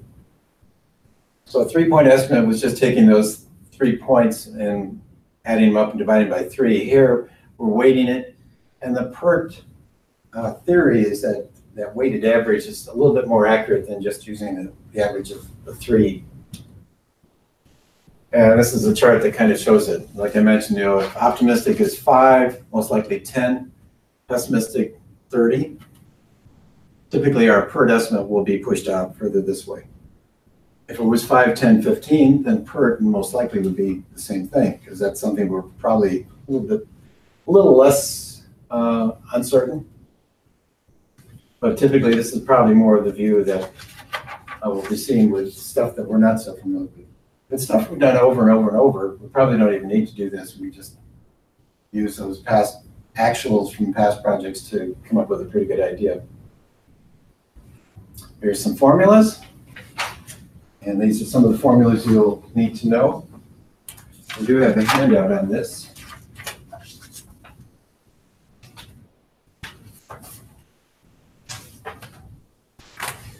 I think you will see questions about PERT you might see a question or two about standard deviation, which is going to be the extremes here. So it's the pessimistic minus optimistic divided by 6.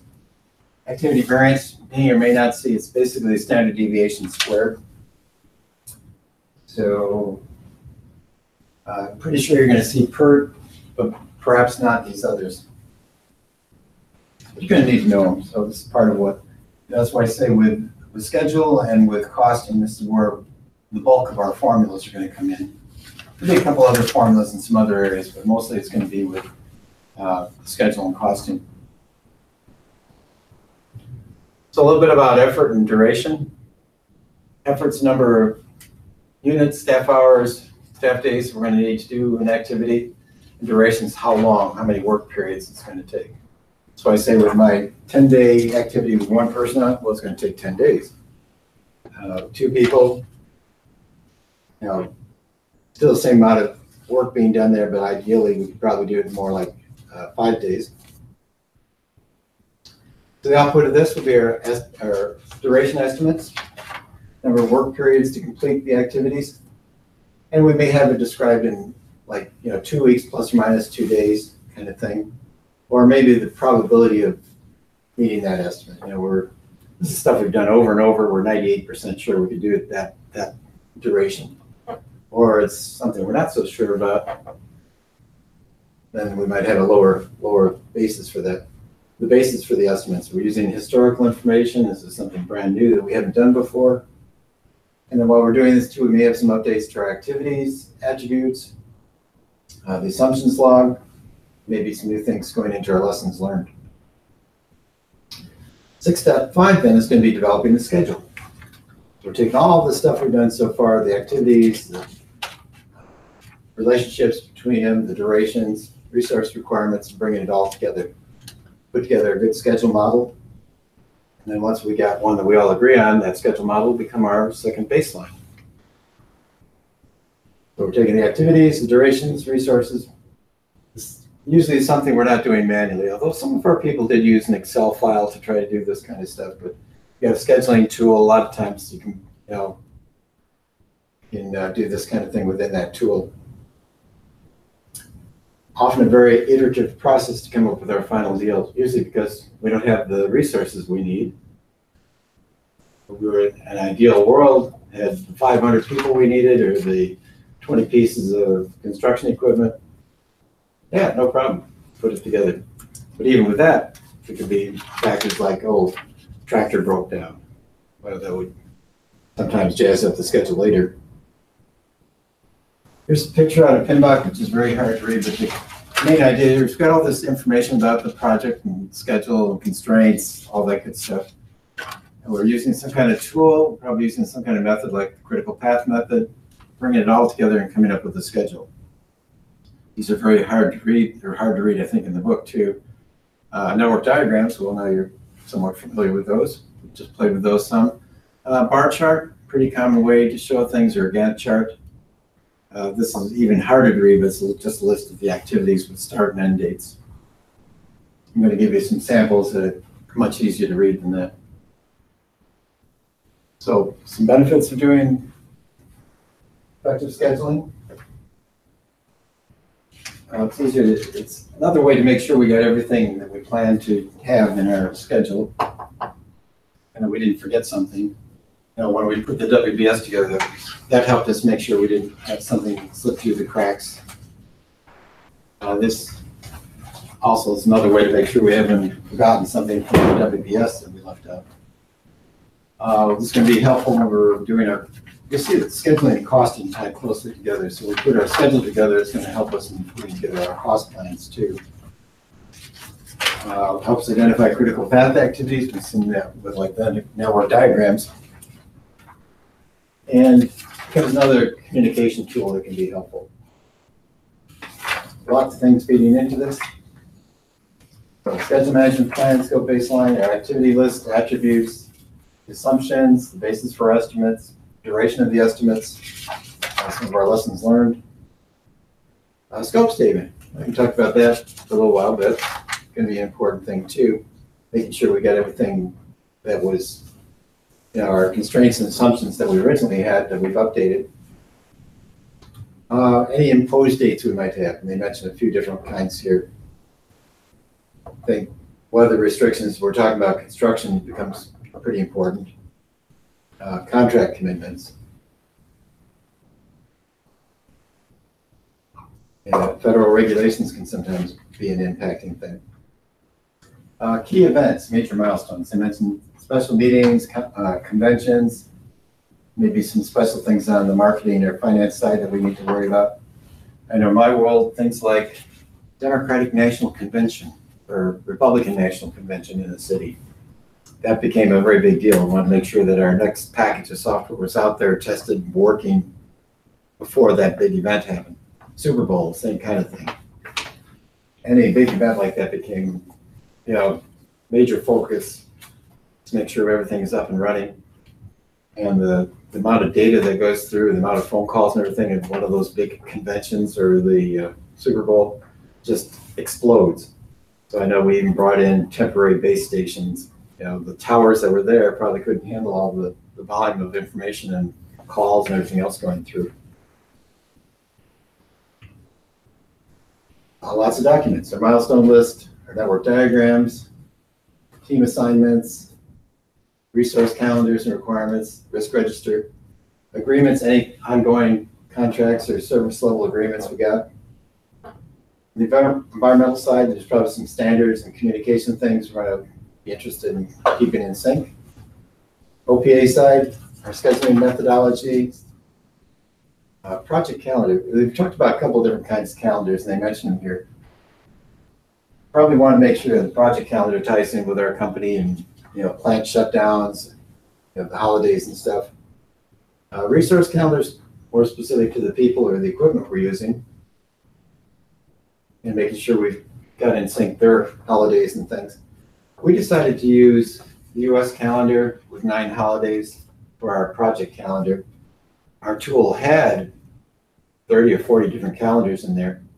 But even using the US calendar, we were very aware of Chinese New Year, Ramadan, Hanukkah, various other holidays that might impact what we're doing. Chinese New Year especially, people took at least a week off, if not more. And so our China team was doing some work that we really needed. We had to make sure they were done before the New Year's. Tools and techniques. Network analysis basically is talking about using like critical path method, one of the different things. We'll talk about some different things here. They mentioned critical chain, what if analysis. And what we're doing is taking those early starts, finishes, late starts, late finishes to see how we can best put together the schedule. And we'll talk more about compression a little bit later, but compression is the idea. There's 2 that they've identified of either crashing activities or fast tracking the activities. So here's a simple, very simple diagram with 3 activities. So the critical path is going through here. Now they've done the calculation method that's actually accurate. This is a 5-day activity, so it goes day 1 to day 5, which means these activities actually start on day 6, but they go to day 10. This is where the math gets kind of wacky if you do it this way. It's basically got to add these 2 together and take 1 off of it to come up with the end date. The way I showed you here, the ends are going to be just the same, whether you do it this way or do it the way that I showed. Like I say, this gets a little more confusing. You have to think about, okay, 6 plus duration of 10 minus 1, okay, the end would be 15. I mean, that's true. It's the actual finish. That's true. This is the actual start, but for math purposes, I think it's a lot easier to just bring the 5 over. 5 plus 10 is 15. 5 plus 5 is 10. That's just showing you another way to look at it. Critical path method. And we're calculating the longest route through our network diagrams, doing the forward and backward paths. And when we first put this together, we're not thinking about the people or resources. We're just doing like we did there. Okay, we think this is going to be an 8-day activity or 7-day activity. But if we put people on or more people on, that could shrink it. Or if we don't have the people, might expand it. And critical path normally has zero float, especially when we're first putting it together. A couple different things about optimizing resources.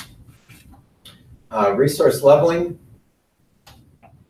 kind of getting the idea we may not have all the people we need, so our equipment we need, so we may have to do some things to balance things off a little bit more. With smoothing, what we're doing is internally kind of balancing things off, but not pushing out activities. The first one, leveling, we may push things out. And critical chain method actually gets to that too. We don't have all the people we need, so we might add in buffers to cover for the lack of resources. Here's a simple example of leveling. We've actually overbooked this person, Sue. First day we got her doing 16 hours. Probably not a good idea. So here we've spread the work out a little bit. So the duration ended up going out 3 days by doing what makes more sense. So kind of a simple example of that. You will often see something like a simulation or what-if analysis in schedule and cost and later at risk. And in each case, when they talk about what if scenarios or simulation, they're going to be talking about Monte Carlo technique. We're gambling, we're rolling the dice. And what Monte Carlo analysis does, usually you've got some kind of specialized tool for it. I think at risk is one of the tools that we use here sometimes in some of the other classes. But basically what you're doing is you're taking the project and all the activities and putting in hundreds or thousands, maybe millions of different combinations for every activity. This activity could take 1, 2, 3, 4 days. Activity B could take 5, 6, 7, 8. And crunching it all together and letting the computer calculate what is the most likely outcome. We did some of this. We stopped doing it because it actually took a long time to input all that information into a program. But it gives you even better results a lot of times from what we'd have just doing our PERT estimates and simple diagrams. So that's why it says, the PERT estimate is going to assume a certain critical path once we've worked up our charts and everything. With Monte Carlo, throwing in these thousands or millions of combinations, it might shift things a little bit.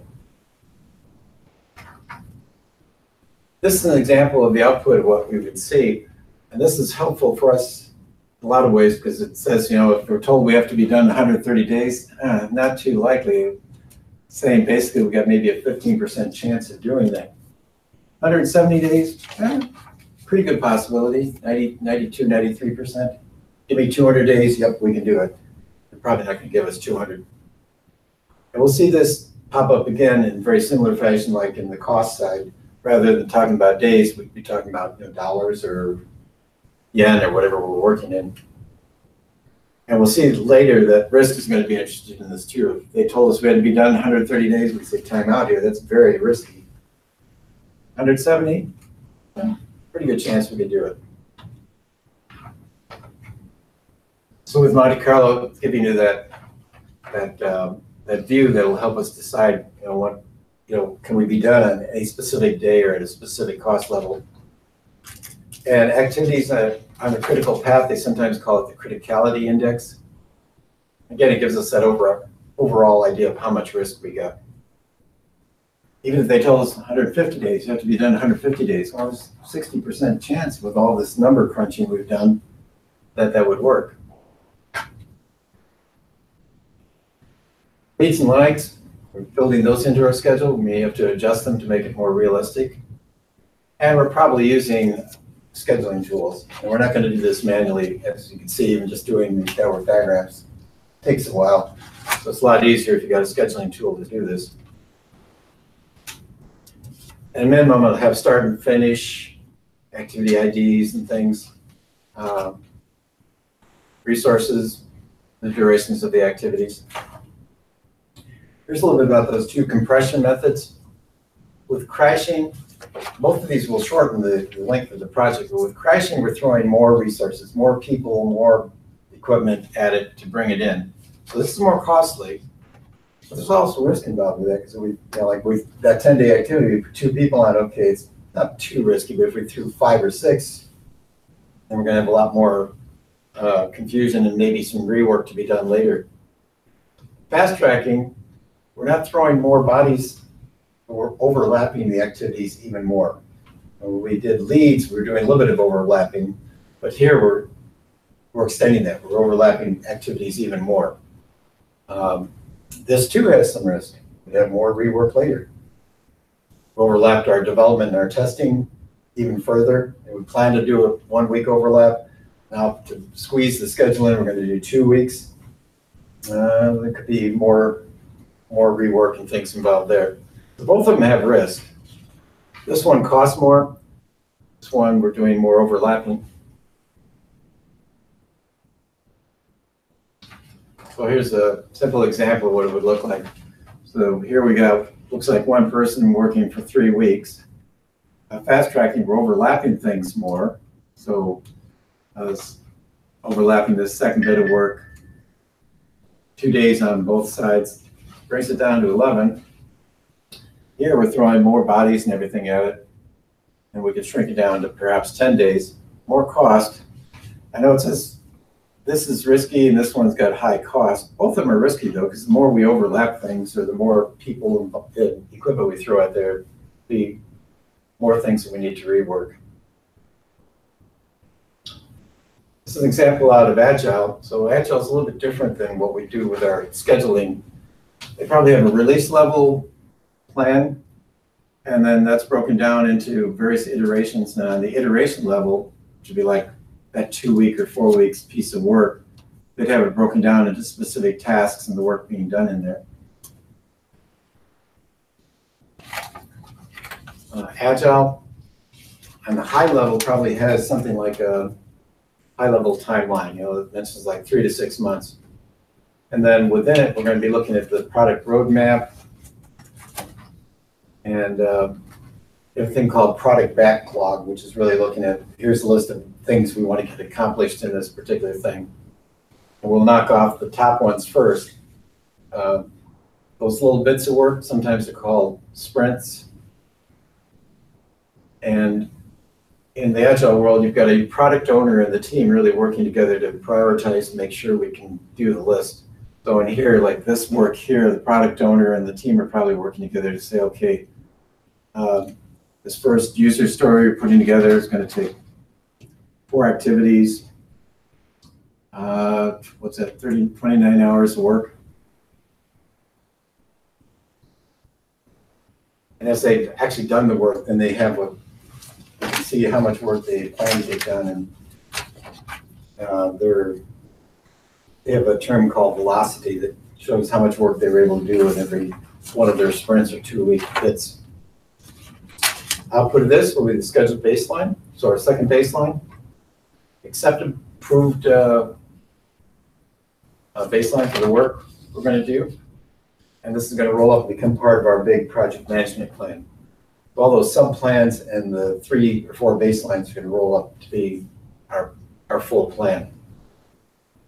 So we'll have the schedule in there, we'll have the start and end dates, resource assignments, the durations of the activities, and we can show it a bunch of different ways. They mentioned the network diagrams like we just put together. Gantt charts, commonly used, milestone charts often used too. Here's a picture out of PMP that shows some different types. And this is what I'm going to give you a copy of because it's even in PMP a little hard to read. But they've got a milestone schedule at the top there, then a summary level kind of chart, and then the more detailed ones. I'm going to give you a copy of this. I'm also going to give you a copy of the sample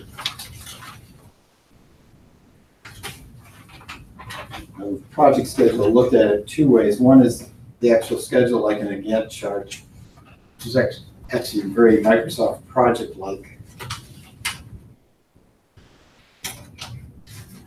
This one. This is a 2-sided one, so it's got the schedule on one side. Oops. It's got like a milestone chart on the other side. I know in my world, we use the detailed schedules when we're working with the team, but also working with our peers, and on the program level, a lot of times we use more of the milestone charts. Because they weren't, senior management especially wasn't interested in all the detailed stuff. They just wanted to say, are you going to be done on this date? So usually it was that key milestone, like the end of testing. Be ready to go and hand it off to the customer on that date. And so what we really looked at most often was, are we on plan for that date, or are we ahead or behind that delivery date? So a lot of times senior management was more interested in just those key milestones. We'll have a lot of schedule information, schedule data, resources needed over time. We probably did some alternative looking to see what was going to work best for us. That's where, in my world, capacity became an important thing. If our Texas team was tied up doing other projects, well, maybe we do the work in Poland, or maybe in India. We bounce them around some. We've added in our reserves. We've got the project calendars updated. Perhaps new change requests coming out at this point, maybe some updates to our plans, in particular schedule management plan, and I would say probably our draft version of the cost baseline.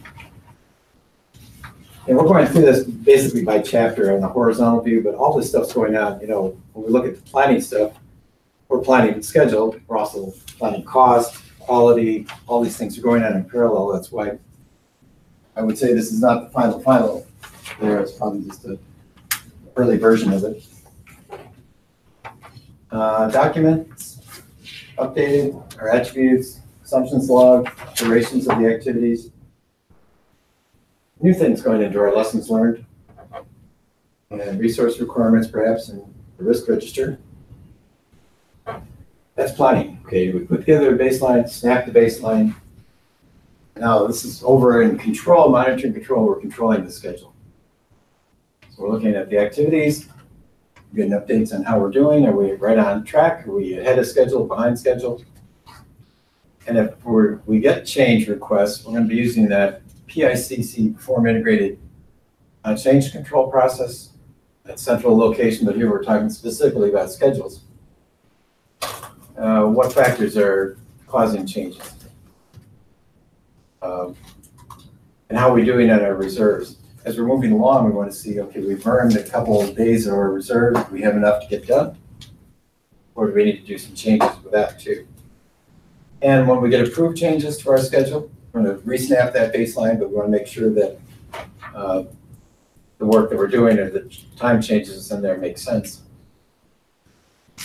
With Agile, they're kind of doing the same thing, but they're reordering the work that we want to do. That's where that work plan or backlog kind of thing comes in. And we have reviews and everything in any kind of project, but they call it retrospectives when they're going through and really looking at what they've learned, seeing what's working process-wise and what needs to be changed. And as they get more actual information, then they can say, okay, we've done this much work this week, and that'll help them decide, what pace they can go at. Agile is pretty big on working at a sustainable pace. They want people working 90 hours and burning out. What can we do in 40 hours and get good work done, get it out? So that's where they're really looking at the idea of sustainable there is that we could do that forever. So we wouldn't be getting worn out or having to do 80 hours this week and 90 next week, that kind of thing. So a lot of things feeding into this. Now we're actually moving through the project now. We're not at the start or the end of planning now. So we're going to be using the plan, our baseline for schedule and scope. Performance measurement baseline is a combination of the cost, schedule, and scope baselines. Lots of documents, what we learned on this project, our calendars, our schedule at this point in time. And so we got some schedule information and work performance information too. We can see, we're moving along now, so now we've got some actual information to work with. Tools and techniques, we'll be analyzing things. We'll be doing like earned value analysis, which we'll talk a little bit more later. Iteration burn down chart is more like the agile approach. We'll be reviewing what we're getting done. Probably looking at trends too. If we see we're going off track, we're 1 day off last week, now we're 2 days off. What's going on? See if we can come up with a root cause for some of those problems. And we may be doing some new what if analysis. Probably using critical path method, those various tools in the project management information system. Looking at resource optimization again, making sure we can balance off the people. Any changes in leads and lags. So moving along too, do we need to compress? So using one of those compression techniques of crashing or fast tracking. This is a burn down chart used in the agile world. So they plan to get X amount of work done and be done in about 10 days. The actuals are this little square box line. So they're taking a little bit more time. And the dotted line is the new projection based on what they've done, up to day 7. So it really looks like they'd probably take more like 12 days to get the work that they plan to get done in there.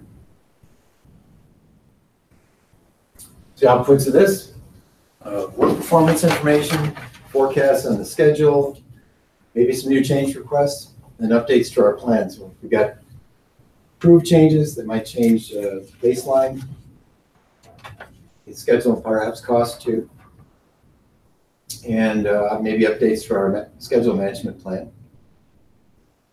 Lots of documents that might be updated. Assumptions, basis for estimates, schedule, resource calendars, risk register, lessons learned. We've learned some new things as we're moving along here. And that's schedule management. Project schedule management. So would project be able to do the burn down chart, or would that have to be some analytical tool that actually? They've actually enhanced Microsoft Project to do that. And I think there's some other tools that can do it too, but I know in Project, since that's commonly used a lot, they've actually enhanced it and built in some things to be able to do more agile approaches. Okay. I have not used that yet that way, so I'm not that familiar with it, but yeah, I know they've got some capabilities in there. And there's some other tools that are more agile specific that could probably be used for that too. The main tool I used was called Primavera. And Primavera, But it's really hard to use. Drop it, throw it. Still works though. It's lasted pretty well. I've used that, I've just had that one clicker since I started teaching. Primavera was a lot more, was considered like one of the Cadillac tools. Mm-hmm. The project was pretty simple, but with Primavera we could put in lots of coding for doing cost of quality estimates, R&D tax credits, a lot of different things. So we had and we used it too for our time tracking activities too. So we had those set up in there with a lot of information too. It was good because it was an enterprise system that we could use across the world. Mm-hmm. We found out though that we were doing much more than they had done in the past with it. They'd have maybe a Navy base or a small company using it. Mm-hmm. Or we threw 17,000 time sheets at it. It blew up the system. So it actually helped them expand their capacity and do more. And after that, they looked so good that Oracle said, oh, let's buy them. So they bought Primavera. So Primavera is part of Oracle now. And we're a little frustrated with that because all the free training and CBTs that we had before, now they wanted us to pay for them. I was like, hey, wait a minute here. We've had these for free for the last 7 or 8 years. Now you want us to pay for them. And I'm long gone from there now. So actually, when my division was merged with Nokia Siemens, they used a different tool called Artemis. Artemis was pretty robust too. It had a lot of good things in it, but they weren't using the module for scheduling. They said they were doing schedules, but when we dug into it, what they were talking about being schedules was really the resource plan. Bill's going to work from January 1st to January 15th on this activity. Then Mary from this and this. So it was really the resource planning part of it they were using quite a bit. They were doing a lot of good stuff with costing too. As a worldwide company, they were actually more developed, I think, in other countries other than the US. I think that was one of the reasons they brought in the Motorola group, because we had some US markets. Mm-hmm. But they also ended up losing our Japanese market, I think, because of not wanting to do the custom work that we had been doing for them.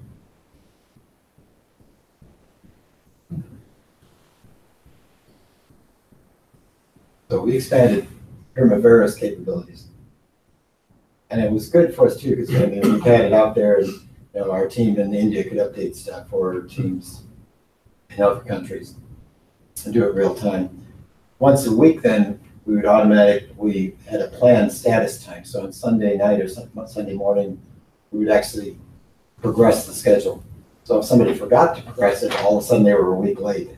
Even though in real world, maybe they weren't, they just didn't keep it up to date. But then we bang on them for not keeping their schedules up to date. Or if it came up in the next status meeting, oh, it looks like you slipped a week. Oh, I'm sorry, we just didn't get it updated.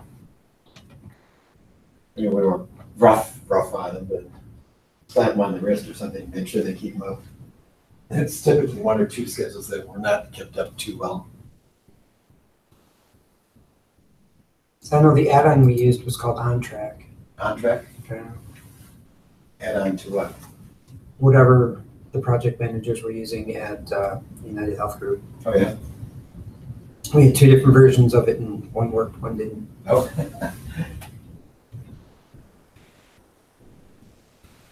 I know one of the frustrations we had is when we went through one of our reorgs, basically they wiped out the enterprise team that we had that was doing great work on putting together reports and different kinds of things that we could do reporting and costing and schedules, resource management.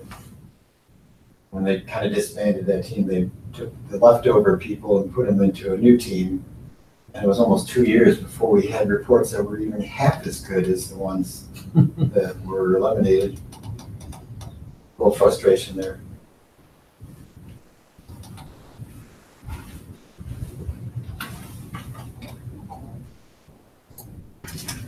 If you need a break, you want to jump into the quiz. Small break. Small break.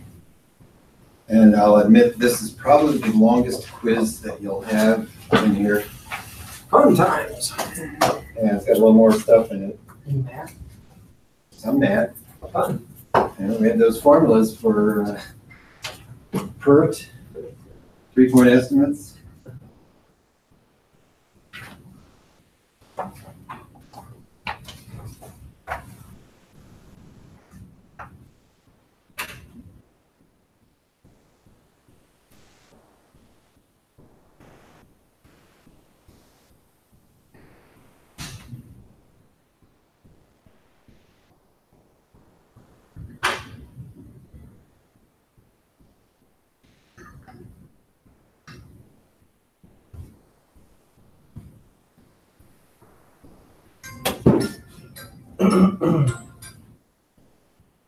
Hi, Gardner.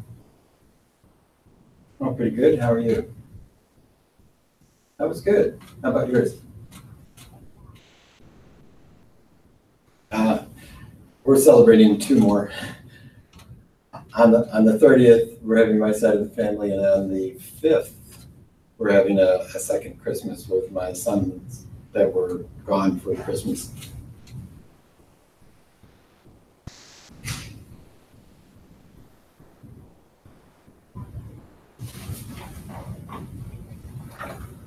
So, yeah.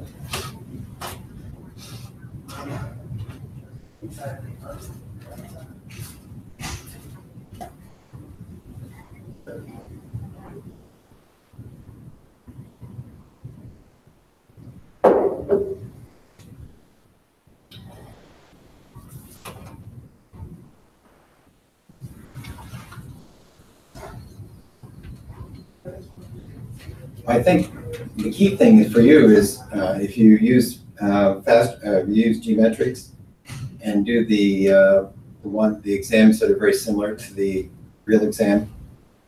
You can do them in the training mode to start with, but I would suggest doing them in the test mode eventually, because it'll actually time you and take away the light bulb, and that'll help you see if you've got enough experience and knowledge with it that you can get through the test. The test is 50 minutes. I usually try to set aside about 2 hours because in addition to the exam, you have to register with the certification tool, which is putting your name, email, stuff like that in there, but also with Microsoft, because ultimately Microsoft would be the one that would give you the final certificate. So usually try to set aside about 2 hours for the exam.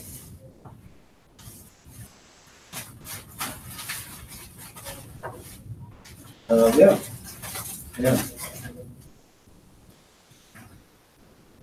Uh-huh.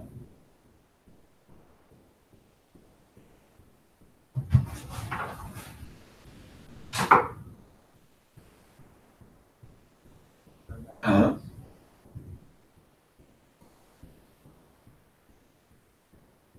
Right.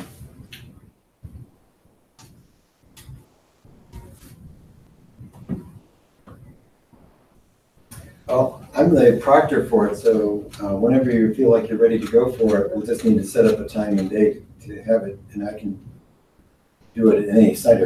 I'm in Oak Brook today, but if you want to do it in Gurnee, we could do it in Gurnee.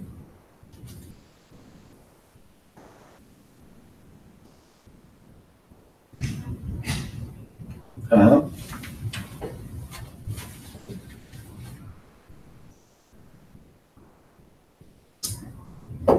Oh, yeah.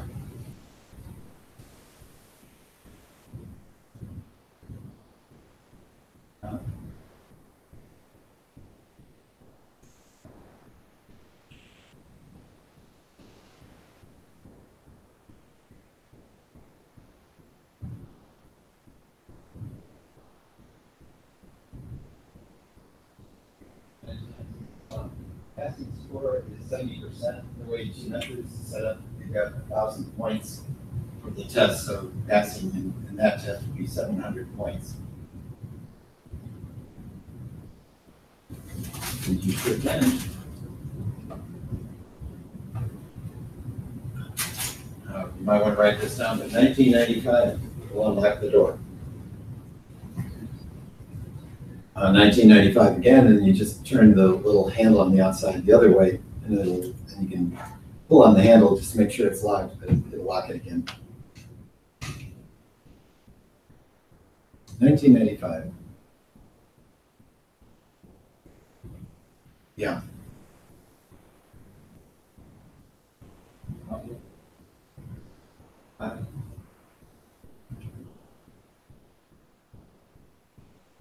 My students wants to take the certification test for Excel.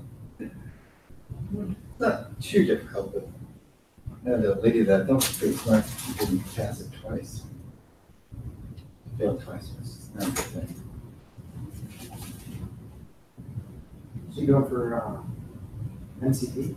It's MOS specialist, Microsoft Office specialist. It's just the basic thing for saying, I can do Excel. I can do lots of things in Excel.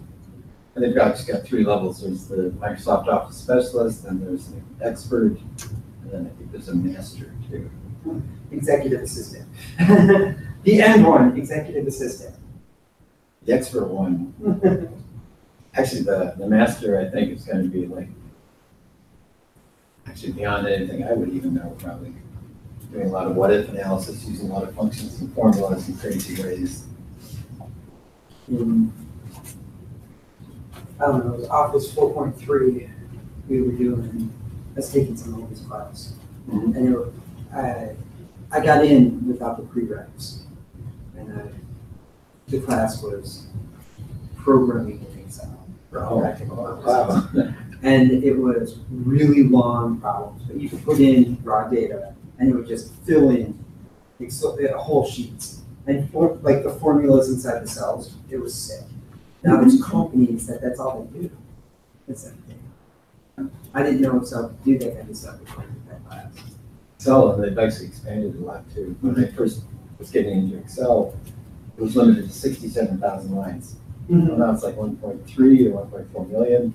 Yeah. And a lot of what's done too is like power pivot tables is a big deal, where you can pull in databases and stuff, and it actually crunch millions of lines of data in there. I've seen that crash. I've seen trying to use access databases It just, like office, it's 7 computers. So, Yeah. it's 2010 can handle big numbers. Really? But, yeah, 07 used to crash. We're up to 16 now. So, and 10, 13, 16, as far as a lot of the basic stuff, there isn't a lot of it. It just. The 16 now, 16 set up now, you work on iPad, or anything device. Yeah, But you do a lot more sharing if you want to share. they made it uglier, flatter, Yeah. and, they moved things for the sake of moving things. I worked at a print shop where they're like, we can't afford the Microsoft tax. So, Tax? yeah, so they got rid of everything Microsoft. And, yeah, they went to SUSE Linux. And this was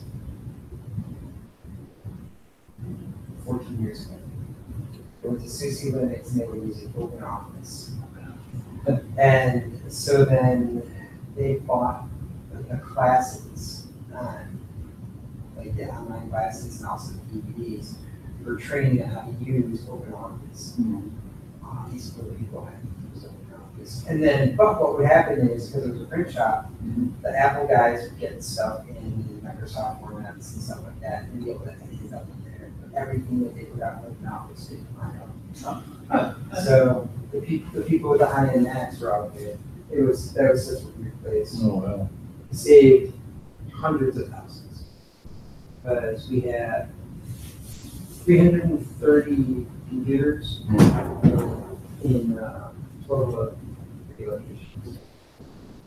And but the high-end printers all had stuff, but it saved a ton of money.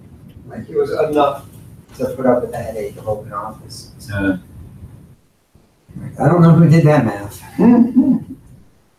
They didn't use open office to do it though. That's funny. Well, funny, sort of, not really funny. It was interesting.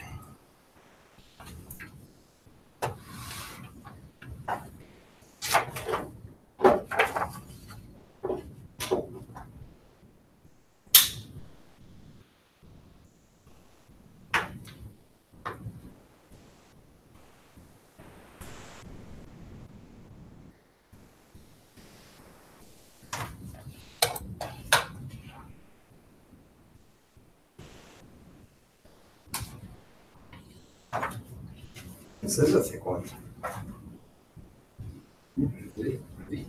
Oh, yes, okay. Yeah. I have a quiz there. If you want to.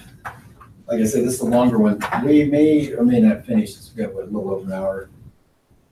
If we don't finish it today, we set it in tomorrow. And that's why I put together the schedule, but it's flexible. So, like I say, this schedule and cost to me are the more dense areas. So they have a lot more, especially with formulas and stuff, a lot more things to work with there.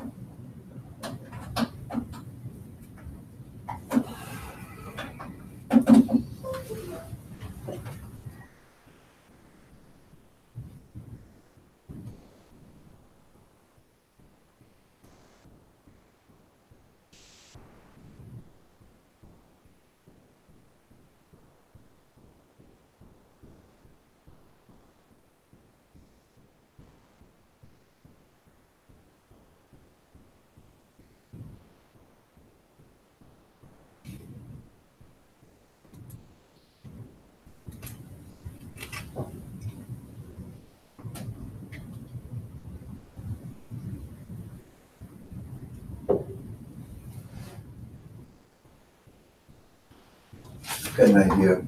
I suspect you're probably more than halfway through. Mhm. Why don't we review the first part, and we'll go to whatever, 2025, and then think less to worry about for homework. Okay. Are you done, Don? Yeah. Oh, okay.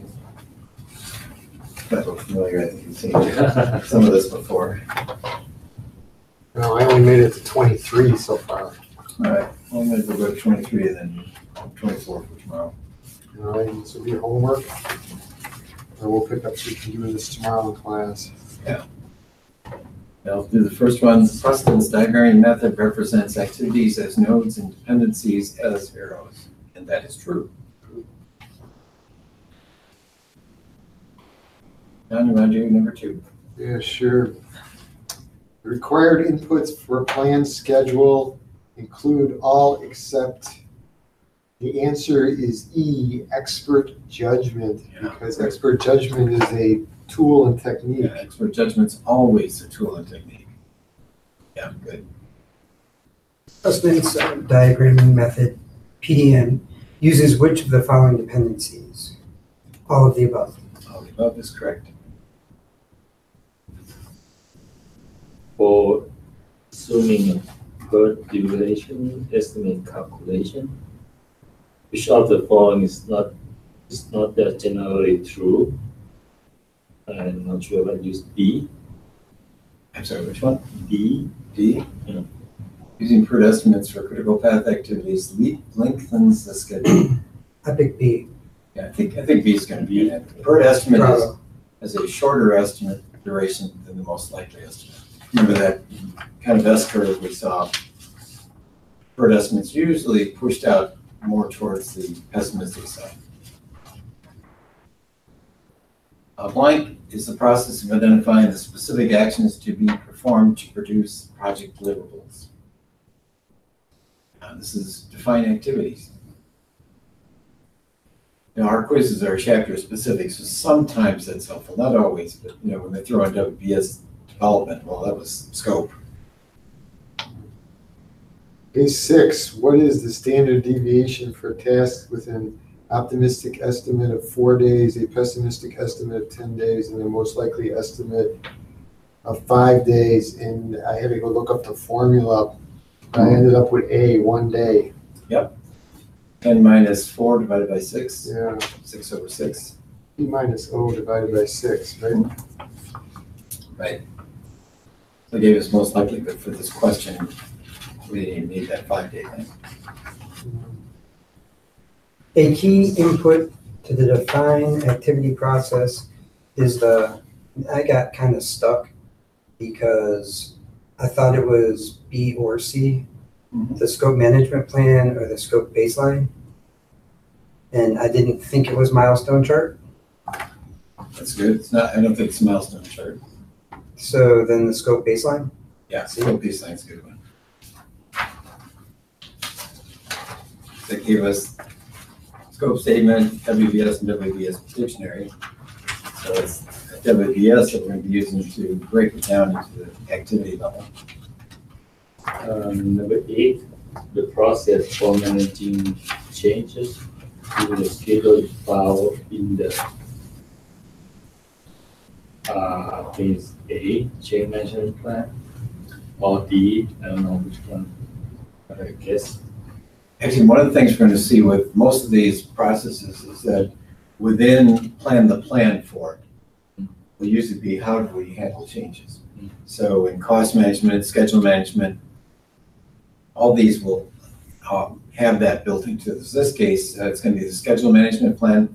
Now, yes, that may roll up into the change management plan, which is part of the integration project management stuff. But specifically for the schedule management plan, we'll have that in there. That's true for other ones too, right? Yeah. Because I put down change management plan, basically. Because it's over the schedule management plan, right? Yeah, perform integrated change control Yeah, that's what I thought. was that overarching thing, but specifically for managing changes to the schedule, we can start out with what's in the schedule management plan. Okay, well, you said it right in here. Control schedule is a component of PICC. Mm-hmm. My turn, yeah. The difference between using decomposition in the create WBS process and the define activity process is that the create WBS process, the result is deliverables instead of activities. So A is a good answer for that one.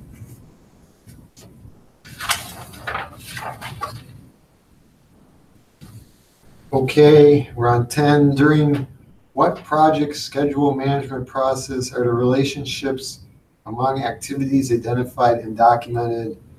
And I said that's the B, sequence of activities. Yeah, B is correct. Which process is not included in the project schedule management? And I put D, create work break schedule, WBS. Yeah.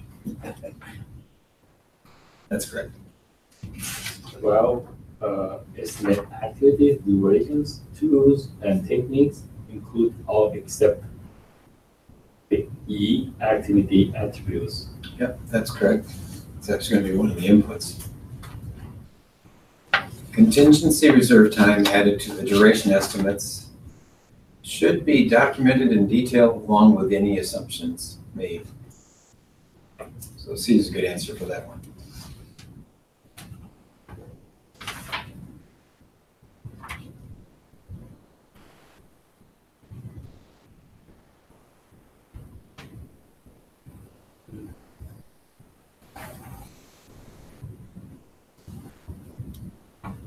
Number 14. Okay, 14, duration estimates are influenced by, and I put down E, all of the above. Yep, all the above is good for that one.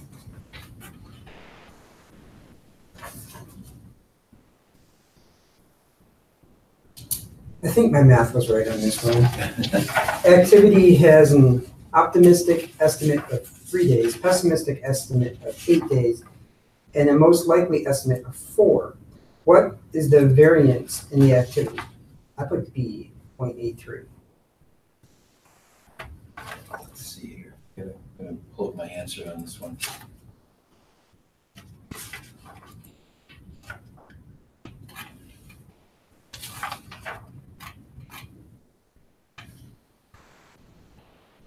Here's how I worked it out. So we've got the two ends, and actually the formula for the variance is standard deviation squared. So 8 minus 3 divided by 6 times 8 minus 3 divided by 6 the second time will come out to be 0.69. Oh, Yeah, but, okay, so now when we get on the test, you can't use a calculator, can you? You will have a calculator you can pull up on the screen. Oh, I can calculate it. but that's where I screwed up, so I'm good with that. I have the formula right. Okay. So if we go back to question 13, I had one about it. Contingency reserve time added to the duration estimates. I thought that helps eliminate project risk. It doesn't eliminate the risk, it covers for the risk. Those risks may still come up. I'm assuming it's going to rain 10 days in April. That risk is still there. I may put in buffers and things in my schedule to cover it. Okay. Good deal. I don't know. Is it unethical? Maybe. It should not be changed. Yeah, tools and techniques. Okay. Should be techniques of activity sequencing include the all above. All the above is good for that one. Yep. I got another true false one. Schedule management processes are performed once at the start of the project. Well, yeah, it's good to do it at the start, but we may have to do it again and again over the project. So that statement's false. Awesome. To calculate the late start and late finish dates for a set of tasks, you must do, and I think from what I learned in class, I picked D, B, and C. Right. You must do a forward pass and then you must come back and do the backward pass. Right. That's good. The draft schedule is 2 weeks longer than the promise date. How should the project manager compress the schedule with the best chance of not increasing the project cost? I put E, all of the above. Well, I think the key thing here is not increasing the project cost. Crashing is going to increase the cost. So we're throwing more people, more equipment, whatever it is. Reassign some tasks to the project manager, probably not the best idea. Submit a change request, well, that doesn't necessarily help. In this case, I think fast tracking is going to be the key one that they're talking about here. Yes, it's one case where all the above didn't quite work. And as I mentioned, probably in the exam, you're not going to have that many all the above answers anyway. Probably have too many in our quizzes. 20, in crashing the schedule, you would focus on, I pick A, accelerating as many tasks as possible. Now look at our example on the board there. If we accelerate everything, those two activities with 10 days to float, not going to matter.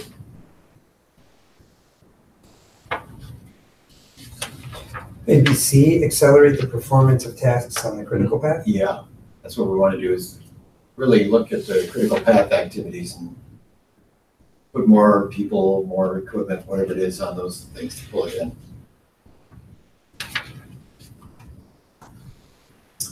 You are estimating that let's see, start over. You're estimating activities that you have never managed before on a highly visible project.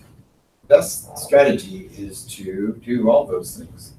Look for similar activities in other project plans. Ask someone who knows more about the activities. Add contingency time to the estimates, extra hours to document risks, documented risks. Yep, so all the above works for that one. Bless you. Bless you.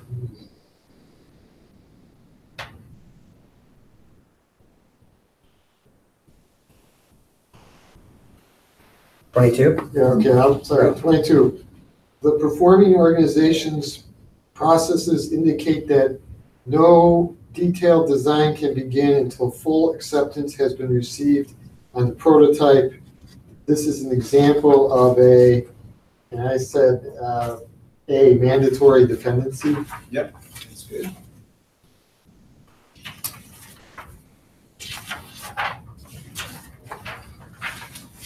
By the way, depending on the kind of question, like 23, we have to work out the network diagram. 24, actually, there's some things in the Word that will save us from having to do all this work.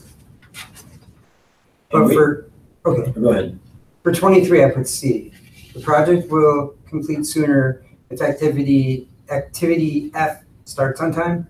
Yeah, that's correct. It's kind of a funny worded set of answers, but C is correct. I'm gonna get past this one, so. Well, you get a bonus here if we do 2 or 3 more questions. Yeah, okay, but then I have to work them out. Introduce with 3. 23 was C. C is F the critical path. Sorry. Is F the critical path? F isn't on the critical path, but if activity B finishes earlier, what would they say? Finishes in 3 instead of 5, then everything will complete earlier. Again, it's funny wording, but if F starts when it should start, the project will complete earlier. So I didn't do all the analysis, but activity A won't have any more float. I mean, there won't be 3 critical paths. I mean, I put down C, but I don't know. There's some these answers are worded kind of strangely. Yeah, that's why I say it's kind of a funny worded one. But activity A will have more float. I don't know. I mean, the thing here is when you read this question, it says, based on the chart below, some of the identified risks do not occur, and therefore activity B gets done in 3. What is the effect on the project? That sounds to me like when I read that you're actually doing the project now. Mm-hmm. So some of the identified risks do not occur. So is that how you read that question? That you're actually working on the project? The critical thing is activity B gets done in 3 rather than 5. Now, originally B was supposed to be done in 5. but they finished in 3. Oh, I see. So that's what actually happened. So they are moving along, they are going through the project. Yeah, okay, so then the activity A will not have any more flow. So you can rule that one out, is that it? No, it's just kind of irrelevant to what they, well, let's see. Actually, in my little diagram here, I didn't calculate the float, I just took the forward pass. Backward pass, let's see. Here's worded kind of. Yeah, it's worded weird. That's what I say, and the answers are worded weird too. So, Because the project is actually, project is actually complete too, right? It will complete sooner. It may not be complete. It says it just told us that B finishes 3 rather than 5. do more blank paper. Yeah. I'll give you a couple extra sheets. Cool. So we'll do 24 and everything for tomorrow? A good place to stop? Yeah. Okay. So lots of homework. Awesome. So we can do the rest for homework, right? 24 to the end. For homework. By the way, let me just give you a little helpful thing. When you see these kinds of charts, in this case, giving you the answer for this one, but when they give you a chart showing how we can crash, like activity A, right now is taking 10 days for 4,000. We could pull 2 days out of it for 6,000. So that's telling us that we can basically get two units out of it for $2,000 more. When they ask you questions like later when it asks, well, I'm showing the answer here. 28 actually asked that kind of question. Back to this one. When you get something like this, what you need to do is calculate, we want to pull 4 weeks out of this thing. So really we're looking at Time. and how can we get 4 weeks and what's the cheapest way to do it? They're asking for the lowest cost. I didn't get any of those answers. Because when I looked at this, I was looking at the time, okay, so A, it's $2,000 $2,000 for 2 days. two days. And For 2 then weeks. Yeah, B is a wash. yeah, nothing there. And then C is $4,000 for 2 more days, which makes the 4. But is that the cheapest? Because D, we can take 1 week out of that for 1,000. Right. So we're trying to come up with the cheapest way to do it. We would probably pull those 1,000. Actually, what I did too was I calculated what's the cost per week. Oh. Yeah. I didn't think you could do that though. So you can, okay, so Yeah, that so you can means, take it from various activities. You don't have to take it all from one activity. so ED, let's see here. A, C, and D. Yes, probably what's going to end up. Okay, A, C, and D. That's so And if you add that up, it's like 2,000 out of A. 7,000. It's going to end up to be 5,000, I think. Yeah.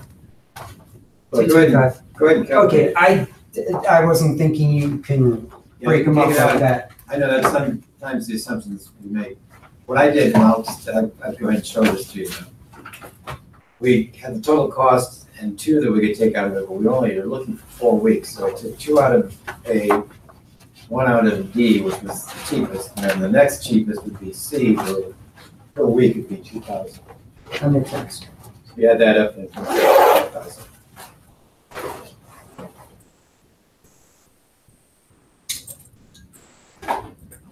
I'll give you a bonus hint in advance. Okay, So It's tomorrow, infinite. my brain's gonna explode tonight. we'll finish that up. Yeah, homework should be awesome. We got 2 network diagrams and some quiz questions to work Quiz on. questions. Well, And then 24 what, to 30 a seconds. million pages? 13 quiz questions. Yeah, only 70 pages or something like that. We're closing out of, How long